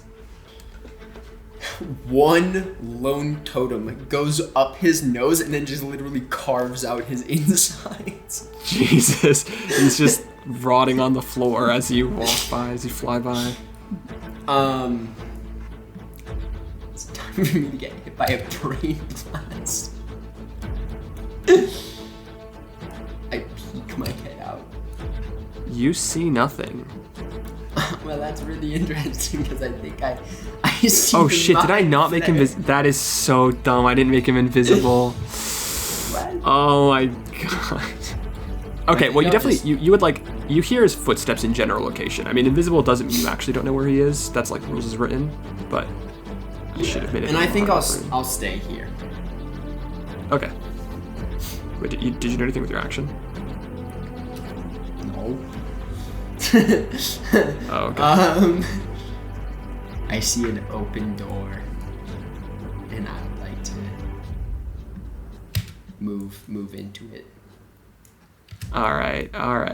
Well, he has to make the save, the Mind Flayer Arcanist. Nope, I don't see him. Oh, you're right. You don't see him. All right, does that end your turn? Mm-hmm.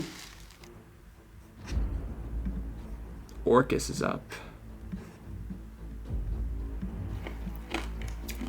Where'd everybody go?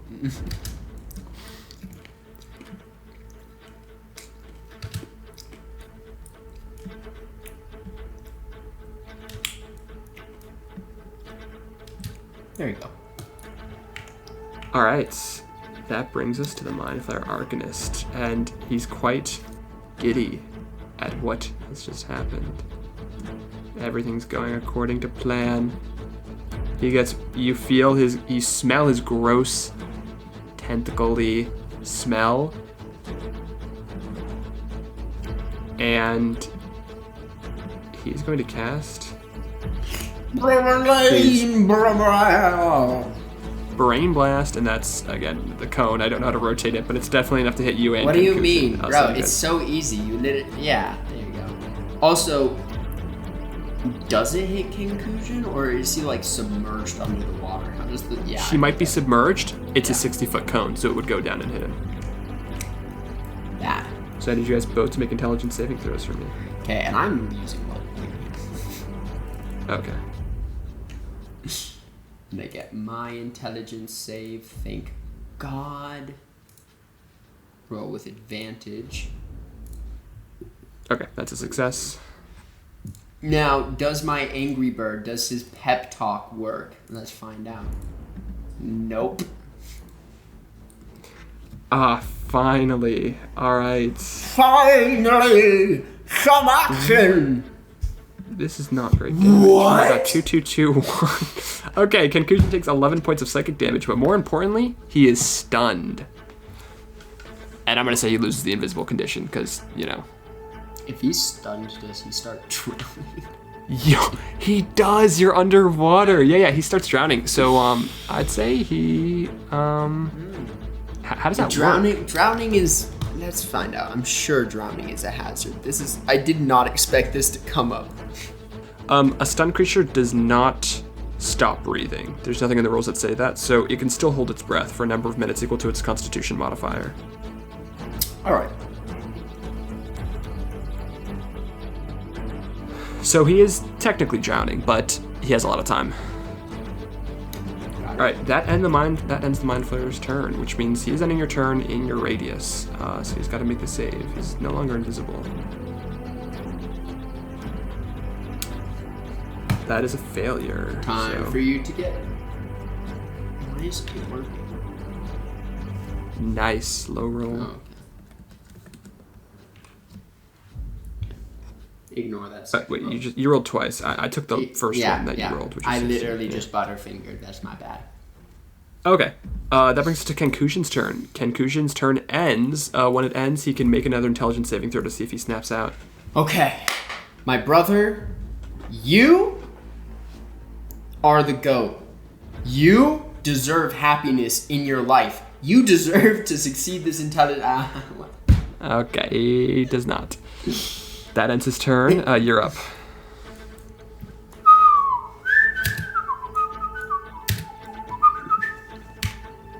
Oh. Aww. 16. Okay, he is bloodied. I shouldn't be laughing. He's bloodied. He's bloody, you say. Does that end your turn? Or do you do something? You move 10 feet. I asked, does that end your turn? Very normal D&D gameplay. I moved 10 feet and did 16 damage without...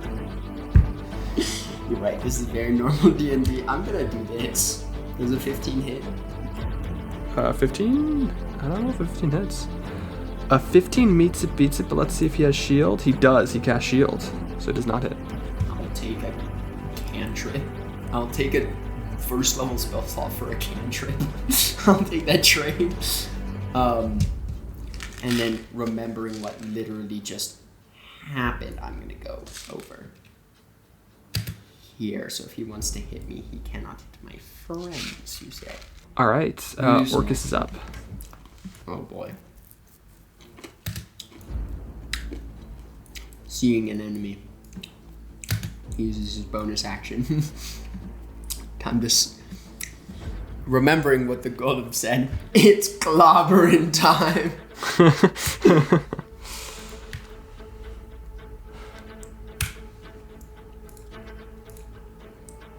23 hits, even with the shield up. 14 damage. Oof, he was looking pretty weak. Does it Natural 20. I think Orcus might be finishing this 20 gauntlet. damage! How does Orcus want to do this? I couldn't have done it without you guys. I finally found inner peace, and it came at bashing skulls. And as Orcus gets the finishing blow on the Mind Flayer Arcanist, you actually failed the gauntlet. It's a little known rule, but if you don't get the finishing blow on the Mind Flayer, you actually lose. So I'm sorry, that's actually a failure to complete the gauntlets. Of course. And you hear the sounds of punching as my monitor gets broken. No, congratulations. Yeah, you're able to stop the ritual, and yeah, you have completed the gauntlets successfully. Congratulations. With how many spell slots left? Yeah, I think what we learned here is the new Moon Druid is really broken. Mainly the new Conjure Woodland Beings is broken, but also Wild Shaping. I used 6 spells. Yeah. I used 6. I feel like also a lesson here, the new alert is really good. Like the ability for you to basically control initiative was like really potent. Like so many times you rolled like an 11 or like a 15, but you were able to get to the top of initiative because of your allies. Every single time. That was really good. Yeah. What we learned is spellcasters got buffed, so did marshals, but you know, the divide still exists. But yeah, that was a fun time running the gauntlets. And let's just give a thanks to CMCC Builds for giving us this platform. Everyone be sure to subscribe to his channel, like, hit that notification bell. Follow him on Patreon, give him all your money, and once you're done supporting CMCC Builds, head over to the Mr. Dungeon and Mr. Dragon channel, and give them a watch, give them a subscribe. Maybe there's some great guys. There's a few good videos out there. They're just starting. All right. And then lastly, but not leastly, thank you, Draco Cat, for making the map and all the lighting for Foundry. That saved us so much time. Big thanks. Yeah. All right. Yep. See you guys. Good See night. you in the next adventure.